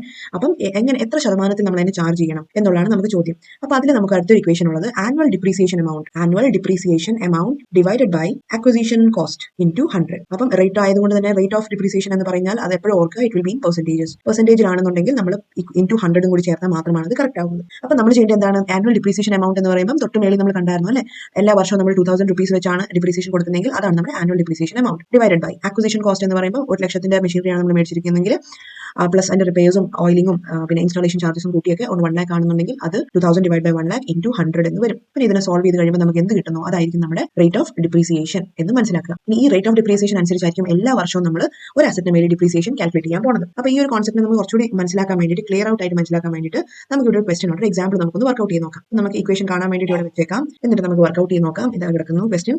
അതായത് നമ്മുടെ അസറ്റിന്റെ വാല്യൂ, ഒരു അസറ്റിന്റെ വാല്യൂ കിടക്കുന്നതാണ് 2,50,000. ഇനി ഇതിന്റെ യൂസ്ഫുൾ ലൈഫ് എന്ന് പറയുന്നത് നമ്മൾ എക്സ്പെക്ട് ചെയ്യുവാണ്, ഊഹിക്കുവാണ്. 10 വർഷത്തേക്ക് നമ്മൾ ഈ അസറ്റിനെ നല്ല രീതിയിൽ ഉപയോഗിക്കാൻ പറ്റും എന്ന് നമ്മൾ ഊഹിക്കുവാണ്. 10 വർഷം കഴിഞ്ഞ് കഴിഞ്ഞാൽ നമ്മൾ അതിനെ വിറ്റ് കഴിയുമ്പോൾ നെറ്റ് റെസിഡ്യൂവൽ വാല്യൂ എന്ന് നമ്മൾ പ്രതീക്ഷിക്കുന്നത് ഈ മെഷീനറിനെ വിറ്റാൽ നമുക്ക് ഒരു 50,000 രൂപ കിട്ടുമായിരിക്കും എന്ന് നമ്മൾ എക്സ്പെക്ട് ചെയ്യുവാണ്. ഓക്കെ, അപ്പോൾ ഇത്രയും കാര്യങ്ങൾ കിട്ടി. നമ്മുടെ ഇക്വേഷന് വേണ്ട എലിമെന്റ്സ് ഉണ്ടോ? ഉണ്ട്. അപ്പോൾ നേരെ നമ്മൾ അതിന്റെ ഇക്വേഷനെ സബ്സ്റ്റിറ്റ്യൂട്ട് ചെയ്യാം. Depreciation equals cost of the asset 2,50,000 minus net residual value എന്ന് പറയുന്നത് 50,000 divided by useful life of the asset എന്ന് പറഞ്ഞാൽ ഇവിടെ 10 years ആണ്. അപ്പോൾ ഇതിനെ നമ്മൾ മൈനസ് ചെയ്യുക, അതിനെ സോൾവ് ചെയ്ത് നോക്കുക. അപ്പോൾ നമുക്ക് കിട്ടുന്നതാണ് 20,000. അപ്പം ഇത് എമൗണ്ടിലാണ് അല്ലെ, 20,000 രൂപയാണ് നമുക്ക് എല്ലാ വർഷവും ഡിപ്രീസിയേഷൻ ആയിട്ട് ചാർജ് ചെയ്യേണ്ടി വരിക. ഇനി നമ്മൾ ഇതിന്റെ റേറ്റ് കാൽക്കുലേറ്റ് ചെയ്യേണ്ടേ? റേറ്റ് കാൽക്കുലേറ്റ് ചെയ്യാനുള്ള ഇക്വേഷൻ നമുക്ക് ഇടാം. That is rate of depreciation equals annual depreciation amount divided by acquisition cost into 100. Okay, അപ്പം ആനുവൽ ഡിപ്രീസിയേഷൻ എമൗണ്ട് എത്രയാണ് നമ്മളിപ്പോൾ കണ്ടതേ ഉള്ളൂ. ഇതാണ് നമ്മളിപ്പോൾ കാൽക്കുലേറ്റ് ചെയ്ത ആനുവൽ ഡിപ്രീസിയേഷൻ എമൗണ്ട്. അതാണ് 20,000 ഡിവൈഡഡ് ബൈ അക്വിസിഷൻ കോസ്റ്റ് എത്രയാണ് നമ്മളിപ്പോൾ ഇവിടെ കണ്ടു. അക്വയർ ചെയ്യാൻ വേണ്ടി നമുക്ക് ഉണ്ടായ കോസ്റ്റ് ആണ് 2,50,000. അപ്പോൾ നമ്മൾ ഇവിടെ എഴുതുന്നു 2,50,000 ഇൻടു 100. അപ്പോൾ നമ്മൾ ക്രോസ് ചെയ്ത് കഴിഞ്ഞാൽ നമുക്ക് സോൾവ് ചെയ്ത് കഴിഞ്ഞാൽ മനസ്സിലാക്കാൻ പറ്റും 8% എന്ന് നമുക്ക് ആൻസർ കിട്ടും. അപ്പോൾ ഇതാണ് റേറ്റ് ഓഫ് ഡിപ്രീസിയേഷൻ. അപ്പോൾ നമ്മുടെ അസറ്റിന് മേലെ എത്ര ശതമാനത്തിലാണ് നമുക്ക് ഡിപ്രീസിയേഷൻ ചാർജ് ചെയ്തതെന്ന് ചോദിച്ചാൽ 8%. ഈ 8% എന്ന് പറയുന്നത് എത്ര തുകയാണ് എന്ന് ചോദിച്ചു കഴിഞ്ഞാൽ 20,000. ഇത് പെർസെന്റേജിലും റേറ്റ് ഓഫ് ഡിപ്രീസിയേഷൻ പെർസെന്റേജിലും കണക്കാക്കുന്നു. പിന്നെ ഡിപ്രീസിയേഷൻ എമൗണ്ട് എന്ന് പറയുമ്പോൾ റുപ്പീസിലും നമ്മൾ കണക്കാക്കുന്നു. അത് മാത്രമാണ് വ്യത്യാസം. ഇനി നമ്മൾ ആലോചിച്ച് നോക്കിയാൽ എന്തൊക്കെയാണ് ഇപ്പം എല്ലാ കാര്യത്തിനും ഉണ്ട് അഡ്വാൻറ്റേജസും ഡിസഡ്വാൻറ്റേജസും ഉണ്ട് നമുക്കറിയാം അല്ലേ.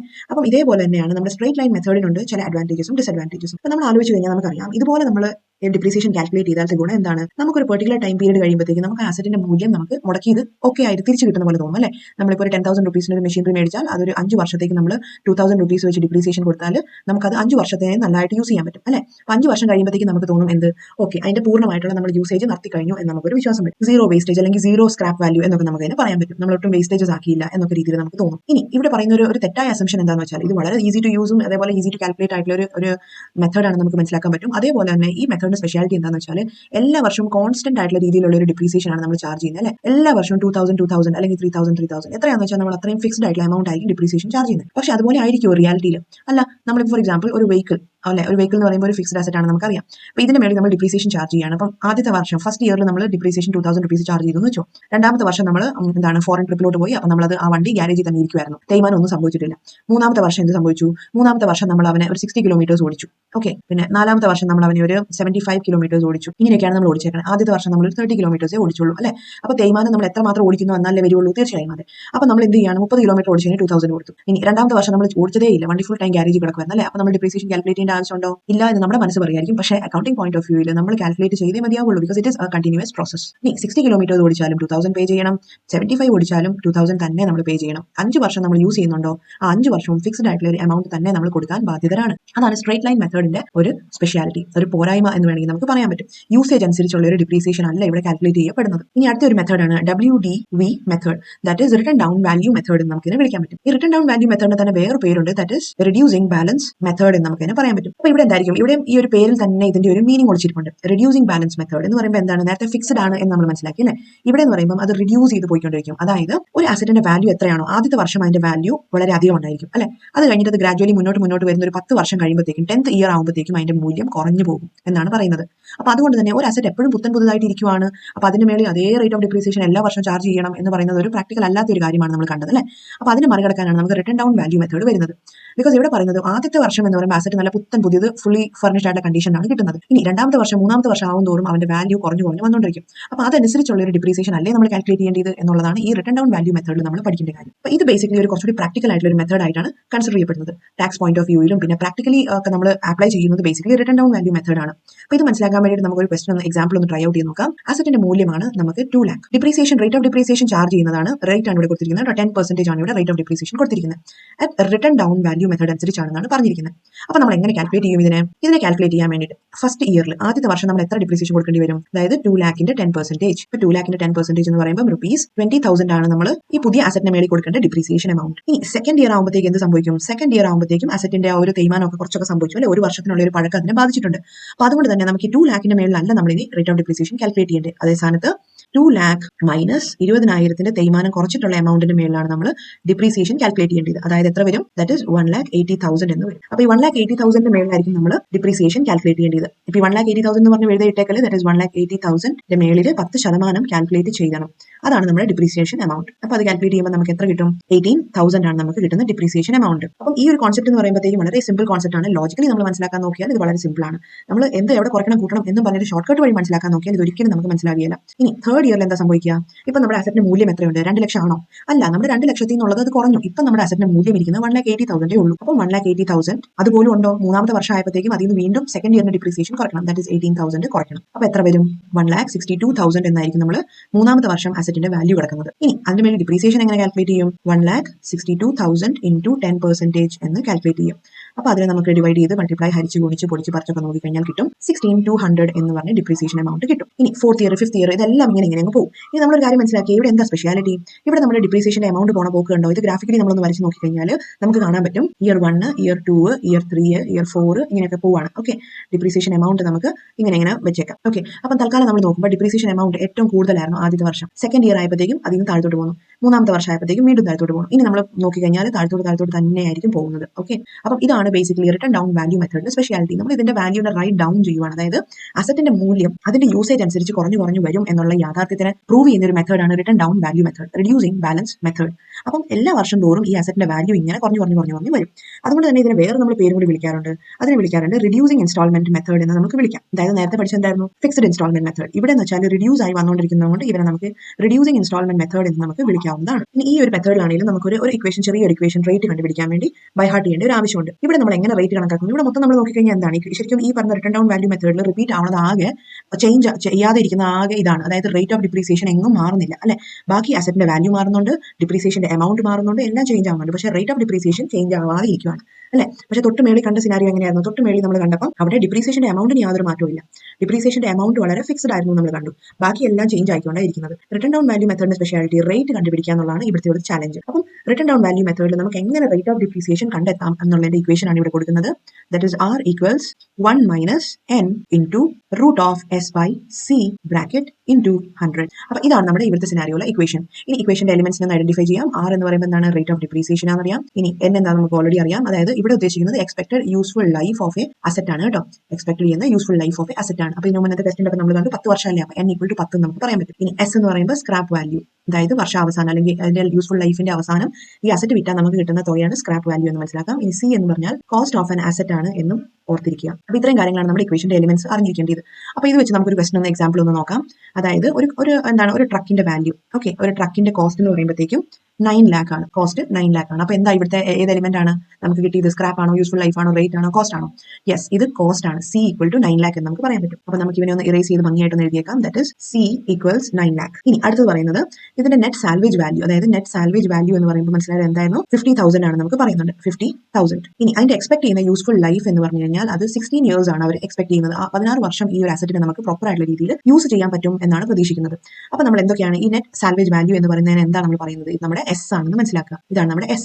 ഇനി useful life of the asset എന്ന് പറയുന്ന ഈ സാധനം എന്താണ്? നമ്മുടെ N ആണെന്ന് മനസ്സിലാക്കുക. അപ്പോൾ നമ്മുടെ ഇക്വേഷനിൽ കിട്ടേണ്ട എലിമെന്റ്സ് എല്ലാം ആയി. അപ്പോൾ നേരെ ഇക്വേഷനിലോട്ട് ഇംപ്ലിമെന്റ് ചെയ്യുക. 1 minus 16 into root of 50,000 divided by 9 lakh. ഈ റേറ്റ് ആയതുകൊണ്ട് തന്നെ എപ്പോഴും മറന്നു പോയേക്കരുത്. ഇവിടെ ഒരു വാൽ കഷ്ണം പോലെ ഒരു 100 കിടപ്പുണ്ടായിരിക്കും കേട്ടോ. അപ്പോൾ ഇതിനെ സോൾവ് ചെയ്ത് നോക്കുക. എത്ര കിട്ടും നമുക്ക്? ഇതിനെ സോൾവ് ചെയ്ത് കഴിയുമ്പോഴത്തേക്കും 1 minus 0.834 into 100 equals 16.6% എന്ന് നമുക്ക് കിട്ടും. അപ്പോൾ അതിന്റെ അർത്ഥം എന്താണ്? ഈ ട്രക്കിന്റെ മേളിൽ 16 വർഷത്തേക്ക് 16.6% ഇനത്തിലായിരിക്കും നമ്മൾ ഡിപ്രീസിയേഷൻ ചാർജ് ചെയ്യാൻ പോകുന്നത്. ഏത് വാല്യൂടെ മേളിൽ? 9 ലാഖിന്റെ മേളിൽ 16.6% റേറ്റ് ഓഫ് ഡിപ്രീസിയേഷൻ ആയിരിക്കും നമ്മൾ ചാർജ് ചെയ്ത് തുടങ്ങേണ്ടത്. അപ്പം ഇവിടെ ഉണ്ട് ചില അഡ്വാൻറ്റേജസും ഡിസ്അഡ്വാൻറ്റേജസും. നമ്മൾ നേരത്തെ പറഞ്ഞ പോലെ തന്നെ ഈ ഒരു മെത്തേഡിന്റെ സ്പെഷ്യാലിറ്റി എന്താണ്? ഇത് കുറച്ചുകൂടി റിയലിസ്റ്റിക് മെത്തേഡാണ് അല്ലേ? ബിക്കോസ് ഇവിടെ എന്ന് വെച്ചാൽ പാസേജ് ഓഫ് ടൈം, കാലം മുന്നോട്ട് പോകുന്നതോറും അസറ്റിന്റെ മൂല്യം കുറഞ്ഞു വന്നുകൊണ്ടിരിക്കുകയാണ്. അപ്പോൾ അത് അതിന്റെ മേളിൽ ഫിക്സ്ഡ് ആയിട്ടുള്ള ഒരു ഡിപ്രീസിയേഷൻ ചാർജ് ചെയ്യുന്നത് മണ്ടത്തരമാണ് എന്ന് പറഞ്ഞ് പ്രൂവ് ചെയ്യുന്ന ഒരു മെത്തേഡാണ് റിട്ടൺ ഡൗൺ വാല്യൂ മെത്തേഡ്. അതുകൊണ്ട് തന്നെയാണ് ഇതിനെ നമുക്ക് ടാക്സ് പോയിന്റ് ഓഫ് വ്യൂയിലും പ്രാക്ടിക്കലി നമുക്ക് കാൽക്കുലേറ്റ് ചെയ്യുന്ന കാര്യത്തിലൊക്കെ നമ്മൾ റിട്ടൺ ഡൗൺ വാല്യൂ മെത്തേഡാണ് ബേസിക്കലി നമ്മൾ യൂസ് ചെയ്യാറ്. നമ്മുടെ ടെക്സ്റ്റ് ബുക്കിന്റെ അകത്ത് ഇങ്ങനെ റിട്ടൺ ഡൗൺ വാല്യൂ മെത്തേഡിന്റെയും പിന്നെ സ്ട്രേറ്റ് ലൈൻ മെത്തേഡിന്റെ ഒരു കമ്പാരിറ്റീവ് സ്റ്റഡി നടത്തിയിട്ടുണ്ട്. അപ്പോൾ അതൊക്കെ ജസ്റ്റ് ഗോ ത്രൂ ചെയ്തില്ലെങ്കിലും കുഴപ്പമൊന്നുമില്ല. ഇവിടെ ഒരു ഡിഫറൻസിന്റെ ഒരു കോളം ആയിട്ട് തിരിച്ചിട്ടുണ്ട്. അപ്പോൾ നമുക്ക് എപ്പോഴും പറയുന്ന പോലെ തന്നെ ഓർത്തിരിക്കുക, ഡിഫറൻസസ് എപ്പോൾ ചോദിച്ചാലും നമ്മൾ ചുമ്മാ കുറെ പാരഗ്രാഫ് ചപ്പ പോലെ എഴുതിയിട്ടേക്കില്ല.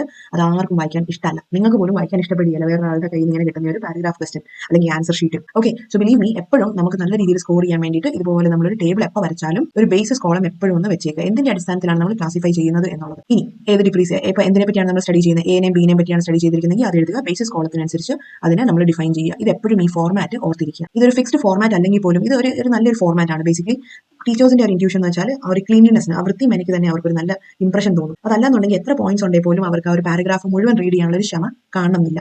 നെക്സ്റ്റ് ആണ് the methods of recording depreciation. അപ്പോൾ നമ്മളിപ്പോൾ കണ്ടത് എന്തായിരുന്നു? അപ്പം അത് എങ്ങനെ കാൽക്കുലേറ്റ് ചെയ്യാമെന്നായിരുന്നു. ഇനി ഇവിടെ നമ്മൾ കാണുന്നത് മെത്തേഡ്സ് ഓഫ് റെക്കോർഡിംഗ് ഡിപ്രീസിയേഷൻ. എങ്ങനെ നമുക്ക് ഡിപ്രീസിയേഷൻ കാൽക്കുലേറ്റ് ചെയ്യാം എന്നല്ല, അതിനെ എങ്ങനെ റെക്കോർഡ് ചെയ്യാം എന്നുള്ളതിനെ പറ്റിയാണ് നമ്മൾ ഇനി സ്റ്റഡി ചെയ്യാൻ പോകുന്നത്. അപ്പോൾ ഇവിടെ പറയുമ്പോഴത്തേക്ക് രണ്ട് രീതിയാണുള്ളത്. ഒന്നാമതെന്ന് പറയുമ്പോൾ charging depreciation to asset account. Asset അക്കൗണ്ടിന്റെ മേളിൽ നമ്മൾ നേരിട്ട് അങ്ങോട്ട് ചാർജ് ചെയ്യുവാണ്. അപ്പോൾ നമുക്കറിയാം ഡിപ്രീസിയേഷൻ ചാർജ് ചെയ്യുന്ന എന്തിന്റെ മേലാണ്? ഫിക്സ്ഡ് അസറ്റിന്റെ മേലാണെന്ന് അറിയാലോ അല്ലെ? അപ്പോൾ ഏത് അസറ്റാണോ മേടിക്കുന്നത് ആ അസറ്റിന്റെ മേളിൽ ഡയറക്ട്ലി നമ്മൾ ചാർജ് ചെയ്യുന്ന മെത്തേഡാണ് ഫസ്റ്റ്ലി നമ്മൾ പഠിക്കാൻ പോകുന്നത്. പിന്നെ രണ്ടാമത്തെന്ന് പറയുമ്പോഴത്തേക്കും ക്രിയേറ്റിംഗ് പ്രൊവിഷൻ ഫോർ ഡിപ്രീസിയേഷൻ, അതായത് പ്രൊവിഷൻ ക്രിയേറ്റ് ചെയ്യുക എന്നുള്ളതാണ് രണ്ടാമത്തെ സ്റ്റെപ്പിൽ നമ്മൾ കാണാൻ പോകുന്നത്. അപ്പം ആദ്യത്തിലോട്ട് നമുക്ക് കിടക്കാം, charging depreciation to asset account. അപ്പം ഇത് വളരെ സിമ്പിൾ ആയിട്ടുള്ള ഒരു മെത്തേഡാണ്. ബിക്കോസ് എന്തുകൊണ്ടാണെന്ന് വെച്ചാൽ നമ്മൾ ഇവിടെ ആകെ ഒന്ന് രണ്ട് കാര്യങ്ങൾ ഓർത്തിരുന്നാൽ മതി, ഒരു സ്റ്റോറി പോലെ ഓർത്തിരുന്നാൽ മതി. നമ്മൾ ആദ്യമേ എന്ത് ചെയ്യുന്നു? ആദ്യത്തെ സ്റ്റെപ്പിൽ നമ്മൾ പോകുന്നു, ഒരു അസറ്റ്, ഫിക്സ്ഡ് അസറ്റ് നമ്മൾ പർച്ചേസ് ചെയ്തുകൊണ്ട് പോരുന്നു. ഓക്കെ, ഒരു ഫിക്സ്ഡ് അസറ്റ് നമ്മൾ പർച്ചേസ് ചെയ്തുകൊണ്ട് പോരുന്നു. അപ്പം അതിന് വേണ്ടിയിട്ട് ഒരു എൻട്രി നമ്മൾ പാസ് ചെയ്യണം. അതാണ് ആദ്യത്തെ സ്റ്റെപ്പ്. പിന്നെ അത് കഴിഞ്ഞാൽ അടുത്ത വർഷങ്ങളിൽ അതിന്റെ മേളിൽ ഈ പറഞ്ഞ അസറ്റിന്റെ കാലും കൈയൊക്കെ ഒടിഞ്ഞും പറഞ്ഞൊക്കെ പോകുമായിരിക്കും അല്ലേ? അപ്പോൾ അതിന്റെ മേളിൽ നമ്മൾ ഡിപ്രീസിയേഷൻ ചാർജ് ചെയ്യുന്നു. അപ്പോൾ എന്ത് സംഭവിക്കും?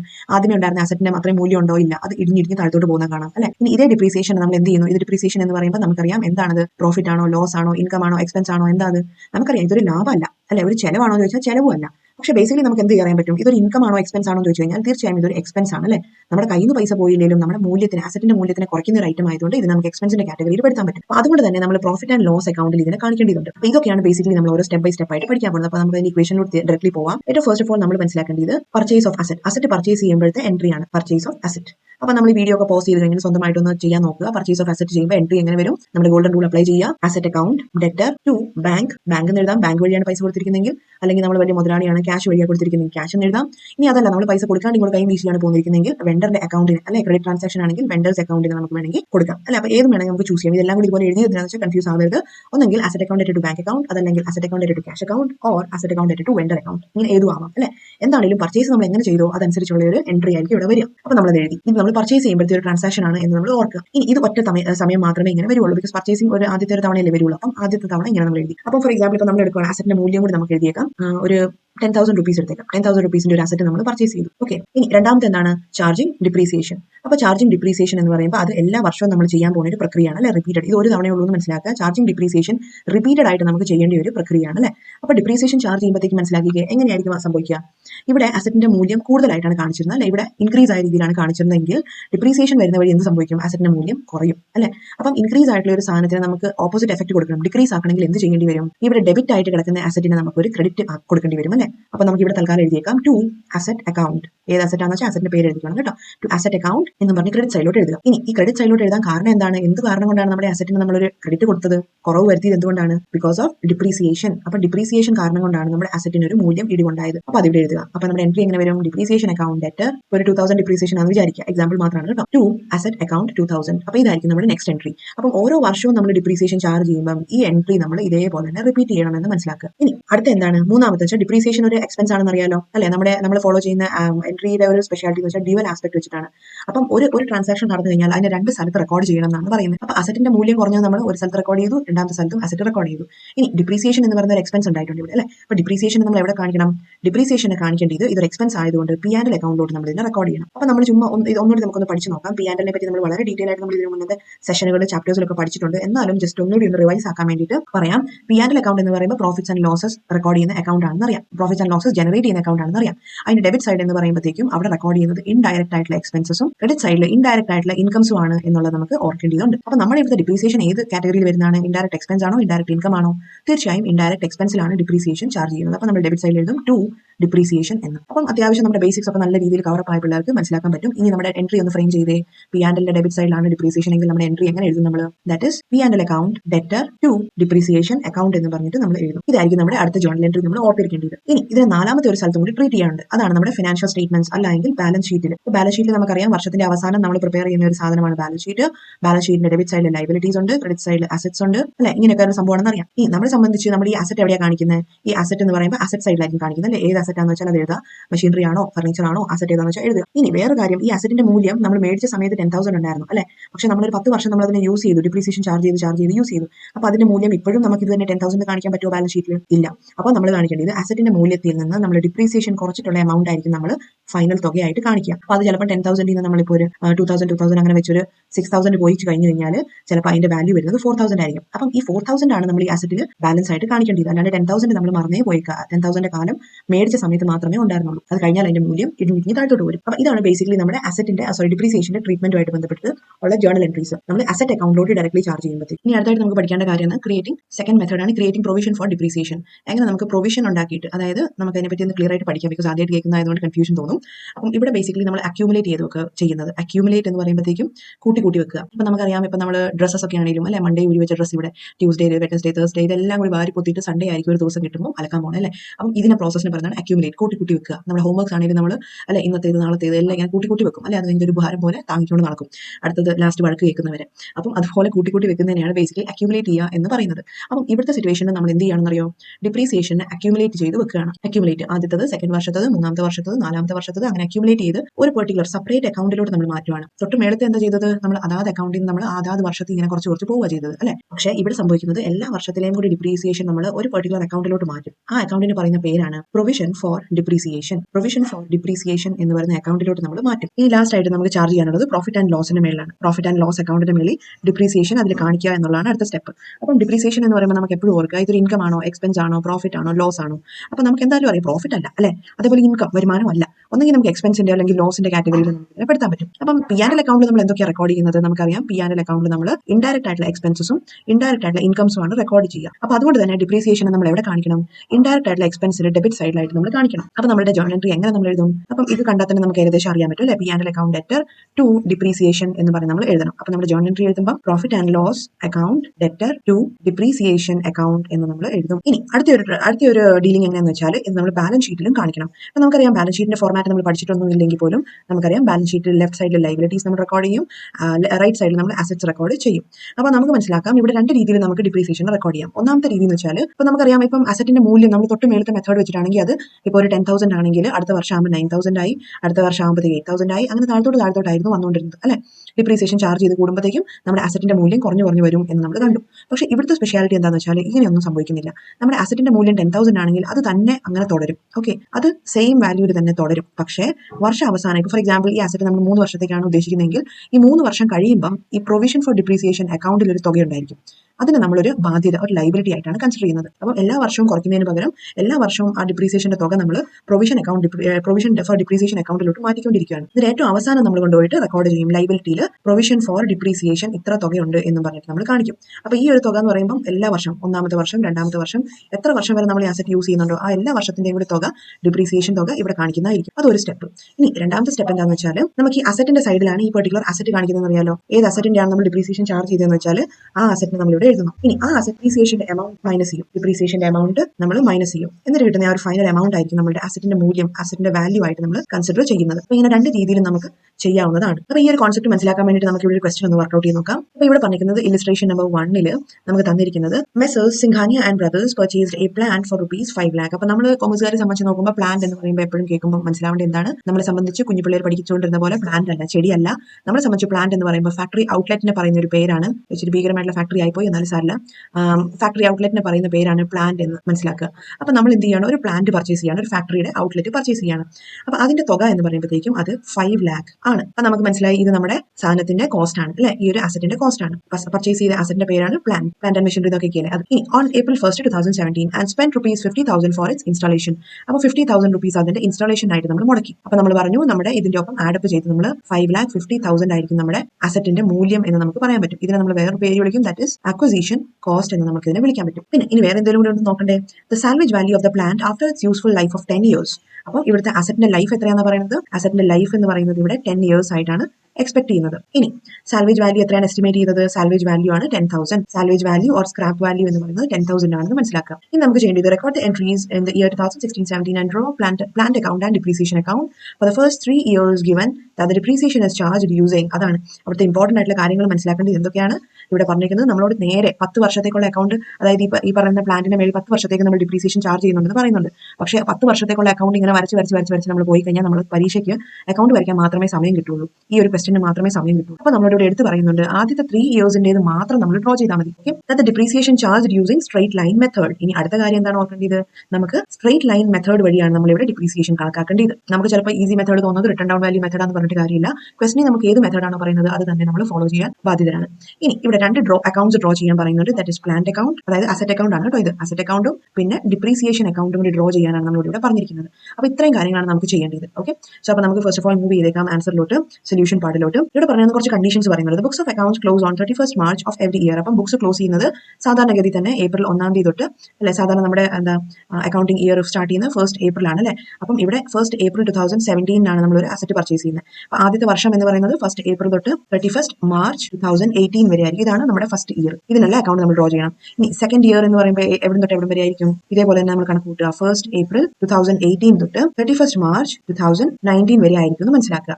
ഇനി അടുത്ത നമ്മൾ നോക്കുകയാണെങ്കിൽ തേർഡ് ഇയർ എന്ന് പറയുമ്പോൾ എവിടെയായിരിക്കും, 1st April 2019 തൊട്ട് 31st March 2020 വരെ ആയിരിക്കും എന്ന് മനസ്സിലാക്കുക. അപ്പോൾ ഇതുപോലെയാണ് നമ്മൾ നമ്മുടെ അക്കൗണ്ടിങ് ഇയർ കാൽക്കുലേറ്റ് ചെയ്യേണ്ടത്. അപ്പോൾ ഇവിടെ നമ്മൾ ക്വസ്റ്റനിൽ ഇത് കൊടുത്തിരിക്കുന്നത് കൊണ്ട് ഈസിയാണ് അല്ലേ. അല്ലാത്ത പക്ഷം ചിലപ്പോൾ നമ്മുടെ അക്കൗണ്ടിങ് ഇയർ എപ്പം തൊട്ട് എപ്പോൾ വരെയാണെന്ന് പറയുന്നത് നമ്മൾ ശ്രദ്ധിക്കാണ്ട് ചെയ്താൽ നമ്മുടെ കാൽക്കുലേഷൻസിലൊക്കെ എറേഴ്സ് വരാൻ ചാൻസ് ഉണ്ട്. അപ്പോൾ ചിലതൊക്കെ എന്ന് പറയുമ്പോൾ January 1 തുടങ്ങുന്നത്, അപ്പോൾ 31st December കൊണ്ട് തീരുന്നതായിരിക്കും. ഓക്കെ, അപ്പോൾ പൊതുവെ നമ്മൾ നോക്കിക്കഴിഞ്ഞാൽ നമ്മുടെ അക്കൗണ്ടിങ് ട്രാൻസാക്ഷൻസ് ഫോളോ ചെയ്യുന്നത് April to March എന്ന് പറയുന്ന ഒരു സിസ്റ്റം ആയിരിക്കും. ഇനി അടുത്താണ് the firm charges depreciations to the asset account. ഇനി അടുത്ത കണ്ടീഷൻ ഒരു കാര്യം കൂടി പറയുന്നുണ്ട്, നമ്മൾ 2 രീതികൾ പഠിച്ചു അല്ലേ, methods of charging recording depreciation പഠിച്ചു.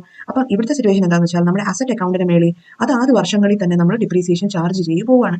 അതാണ് നമ്മൾ ഇവിടെ പഠിക്കുന്നത്. ശ്രദ്ധിക്കേണ്ട അടുത്തൊരു കോൺസെപ്റ്റ് എന്ന് മനസ്സിലാക്കുക. ഇനി ഇത് ആദ്യമേ സോൾവ് ചെയ്യാൻ വേണ്ടിയിട്ട് നമ്മൾ ഏറ്റവും ആദ്യമേ മനസ്സിലാക്കേണ്ടതെന്ന് വെച്ചാൽ ഈ എലിമെന്റ്സ് ആദ്യമേ ഓർക്കുക. അസറ്റ് അക്കൗണ്ടിലോട്ട് ചാർജ് ചെയ്യേണ്ടത് 2 അക്കൗണ്ടുകൾ വരയ്ക്കാനുണ്ട്, ഏത് മെത്തേഡാണ് ഡിപ്രീസിയേഷൻ ചാർജ് ചെയ്യുന്നതെന്ന് പറഞ്ഞു, എത്ര വർഷത്തേക്കുള്ള അക്കൗണ്ട്സ് ആണ് വരയ്ക്കേണ്ടതെന്ന് കണ്ടു. ഇത്രയും ഇമ്പോർട്ടന്റ് ആയിട്ടുള്ള കാര്യങ്ങൾ നമ്മൾ ആദ്യമേ ക്വസ്റ്റിനിൽ നിന്ന് മനസ്സിലാക്കിയെടുക്കണം. ഇനി അടുത്തായിട്ട് നമുക്ക് മനസ്സിലാക്കേണ്ടത് നമ്മൾ എങ്ങനെ ഏറ്റവും ആദ്യമേ തുടങ്ങേണ്ടത് SLM, ഏത് മെത്തേഡ് വഴി നമ്മൾ ഡിപ്രീസിയേഷൻ ചാർജ് ചെയ്യും, ഇതിനെ ആദ്യമേ നമുക്കൊന്ന് സോൾവ് ചെയ്യാം. അപ്പോൾ നമുക്കറിയാം സ്ട്രേറ്റ് ലൈൻ മെത്തേഡ് വഴി ഡിപ്രീസിയേഷന്റെ ഇക്വേഷൻ എങ്ങനെയായിരുന്നു നമ്മൾ കണ്ടത്. അപ്പോൾ അതിന് വേണ്ടിയിട്ട് ജസ്റ്റ് ഒന്ന് റിവേഴ്സിലോട്ട് പോവുക.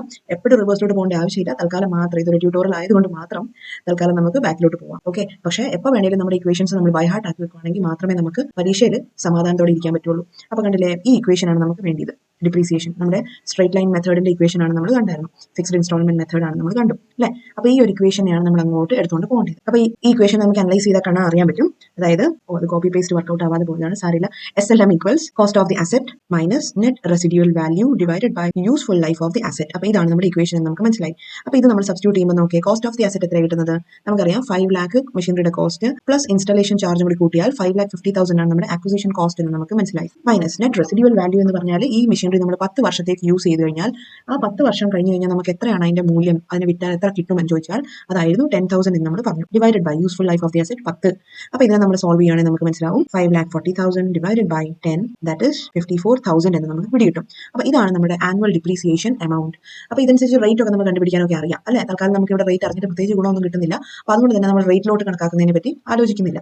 ഓക്കെ, അപ്പോൾ നമുക്ക് മനസ്സിലായി ഡിപ്രീസിയേഷൻ തുക എത്രയാണ്, എല്ലാ വർഷവും നമ്മൾ കൊടുക്കേണ്ടത് 54,000 ആണെന്ന് മനസ്സിലായി. ഇനി നമ്മുടെ ജേർണൽ ഒന്ന് നമുക്ക് വരയ്ക്കാം. ഓക്കെ, നമ്മുടെ ജേർണൽ സത്യം പറഞ്ഞാൽ വരയ്ക്കേണ്ട ആവശ്യമൊന്നുമില്ല, നമുക്ക് ആകെ വരയ്ക്കാൻ പറഞ്ഞേക്കുന്നത് 2 അക്കൗണ്ടാണ്, പ്ലാന്റ് അക്കൗണ്ട് വരയ്ക്കാനുണ്ട്, ഡിപ്രീസിയേഷൻ അക്കൗണ്ടും വരയ്ക്കാനുണ്ട്. അപ്പോൾ നമുക്കിത് പഠിക്കുന്ന ഒരു കോൺസെപ്റ്റ് ആയതുകൊണ്ട്, പുതിയൊരു കോൺസെപ്റ്റ് ആയതുകൊണ്ട് മാത്രമാണ് നമ്മൾ ജേർണൽ ഒക്കെ വരച്ച് ജേർണൽ എൻട്രീസ് ഒക്കെ വെച്ച് നമ്മൾ ചെയ്യുന്നത്. അപ്പോൾ കുറച്ചുകൂടി നമ്മളൊരു പെർഫെക്റ്റ് ഒക്കെ ആയി വരുമ്പോഴത്തേക്കും നമ്മൾ ജേർണൽ എൻട്രീസ് ഒന്നും വരയ്ക്കാണ്ട് തന്നെ നമുക്ക് ഈ തറവായിരിക്കുന്ന കാര്യങ്ങളൊക്കെ നമുക്ക് പെട്ടെന്ന് തന്നെ ആലോചിച്ച് ചെയ്യാൻ പറ്റും. ഇനി ഏറ്റവും ആദ്യമേ നമുക്ക് മനസ്സിലാക്കേണ്ടത് ഇത് എന്നാ സംഭവിക്കുന്നത്, 1st April 2017 നമ്മൾ ആദ്യമായിട്ട് പ്ലാന്റ് പർച്ചേസ് ചെയ്യുന്ന എൻട്രി എഴുതണം അല്ലെ. ആദ്യമേ പർച്ചേസ് ചെയ്ത് കഴിഞ്ഞാൽ മാത്രമാണ് നമുക്ക് അതിന് ഡിപ്രീസിയേഷൻ ചാർജ് ചെയ്യാൻ പറ്റുന്നതെന്ന് അറിയാലോ. അപ്പോൾ അതുകൊണ്ട് തന്നെ നമ്മൾ പർച്ചേസ് ചെയ്യുമ്പോഴത്തെ എൻട്രി എഴുതുവാണ്. അപ്പോൾ അത് വീഡിയോ ഒക്കെ പോസ് ചെയ്ത് സ്വന്തമായിട്ടൊന്ന് ആലോചിച്ച് പറഞ്ഞു നോക്കുക. ദാറ്റ് ഈസ് പ്ലാന്റ് അക്കൗണ്ട് അല്ലെങ്കിൽ മെഷീനറി അക്കൗണ്ട് ഡെറ്റർ, മെഷീനറി അല്ല, അസറ്റ് അക്കൗണ്ട്. അപ്പോഴത്തെ ഇവിടുത്തെ അസറ്റിന്റെ പേര് plant account debtor to bank account എന്നാണ് നമുക്ക് ഇവിടെ കൊടുത്തിരിക്കുന്നത്. ഓക്കെ, അപ്പം ഇവിടുത്തെ നരേഷൻ എഴുതുക, എന്താ പർച്ചേസ്ഡ് പ്ലാന്റ് ഫോർ ₹5 lakh എന്ന് പറഞ്ഞിട്ട് എഴുതുക. നെക്സ്റ്റ് അതിന്റെ എമൗണ്ട് എഴുതുക, എത്ര രൂപയ്ക്കാണ് നമ്മൾ പർച്ചേസ് ചെയ്തത്, 5 lakhന്റെ മേലാണ്. ഇനി ഇവിടെ 5,50,000 എഴുതിയേക്കരുത്, ബിക്കോസ് ഇത് MRP വില അല്ലെങ്കിൽ നമ്മൾ എത്ര രൂപയ്ക്ക് മേടിച്ചു എന്നുള്ളത് മാത്രമാണ് ഇവിടെ കാണിക്കുന്നത്. ഇനി അടുത്തത്, നമ്മൾ മേടിച്ച അന്ന് തന്നെ നമ്മൾ ഇതിനെ യൂസ് ചെയ്യാൻ വേണ്ടി, അതിനെ ഇൻസ്റ്റാൾ ചെയ്യാൻ വേണ്ടി കുറച്ച് പൈസ ചെലവാക്കി അല്ലെ. അപ്പൊ അതിനെ നമ്മൾ എന്ത് എഴുതും, പ്ലാന്റിന്റെ ഒപ്പം തന്നെ മെഷീൻ ഈ ഒരു പ്ലാന്റിന്റെ അക്കൗണ്ടിൽ തന്നെ നമ്മൾ ഇവിടെ എഴുതും. അതായത് plant account debtor 50,000 to bank account 50,000 എന്നെഴുതി. അപ്പൊ എന്താണ്, ഇൻസ്റ്റാളേഷൻ ചാർജസ് പെയ്ഡ് എന്ന് നമുക്ക് എഴുതാൻ പറ്റും. ഇനി ഇതിന്റെ ഒപ്പം തന്നെ നമുക്ക് എന്ത് മനസ്സിലാക്കണം, ഇതിന്റെ ഒപ്പം തന്നെ നമുക്ക് മനസ്സിലാക്കാനാണെങ്കിൽ ശരിക്കും പറഞ്ഞാൽ പ്ലാന്റ് അക്കൗണ്ട് കൂടി വരച്ചാൽ നന്നായിരിക്കും. ഓക്കെ, അപ്പം തൽക്കാലം നമുക്ക് അതും കൂടി ഒന്ന് വരച്ചേക്കാം. പ്ലാന്റ് അക്കൗണ്ട് ഡെബിറ്റ് സൈഡ് വരച്ചു, ഇനി ക്രെഡിറ്റ് സൈഡും ഇതേപോലെ തന്നെ ഡേറ്റ്, പെർട്ടിക്കുലേഴ്സ്, എമൗണ്ട് കോളം, പിന്നെ ചെറിയ ഒരു ജേണൽ ഫോളിയോയുടെ കോളം. അപ്പൊ ഇത്രയാണ് നമ്മുടെ ജേണൽ വരയ്ക്കാനുള്ള കലാപരിപാടി നമുക്ക് മനസ്സിലായി. ഇനി നമ്മൾ നോക്കിക്കേ, ജേണൽ അല്ല, ഓരോ ലെഡ്ജേഴ്സ്, ഈ ലെഡ്ജറിന്റെ പേരാണ് പ്ലാന്റ് അക്കൗണ്ട് എന്ന് മനസ്സിലാക്കുക. ഇനി നമ്മൾ ഇവിടെ അനലൈസ് ചെയ്തേ, ഇവിടെ നമ്മൾ പ്ലാന്റ് അക്കൗണ്ടിൽ 2 എൻട്രീസ് വരുന്നുണ്ട് അല്ലെ, plant account to bank, plant account to bank എന്ന് പറഞ്ഞിട്ട് എഴുതുന്നുണ്ട്.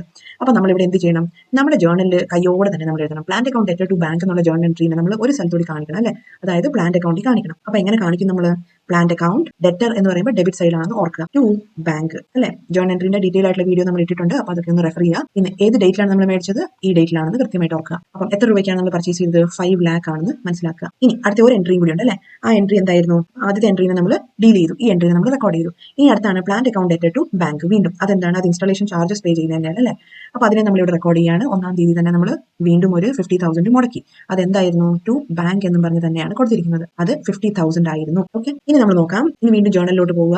എക്സാമിൽ നമുക്ക് ഇതാണ് ചെയ്യാൻ പറ്റുന്നത്. എക്സാം പേപ്പറിൽ ഇപ്പൊ നമ്മൾ നോക്കുമ്പോഴത്തേക്കും ഒരു ഷീറ്റ് ഇങ്ങനെ ആയിട്ട് ഓപ്പൺ ആയിട്ട് കിടക്കുകയാണെങ്കിൽ നമ്മൾ മനസ്സിലാക്കുക, ജേണൽ എങ്ങനെ പോയാലും ഒരു വലിപ്പമുള്ള ഒരു അക്കൗണ്ട് ആയിരിക്കും. ജേണൽ വരയ്ക്കാൻ വേണ്ടി ഒരു വലിയ സ്പേസ് വെക്കുക, ലെഡ്ജറിന് വേണ്ടിയിട്ട് അത്യാവശ്യം ഒരു പകുതി പേജോളം ഉള്ള ഒരു സ്പേസ് വെക്കുക.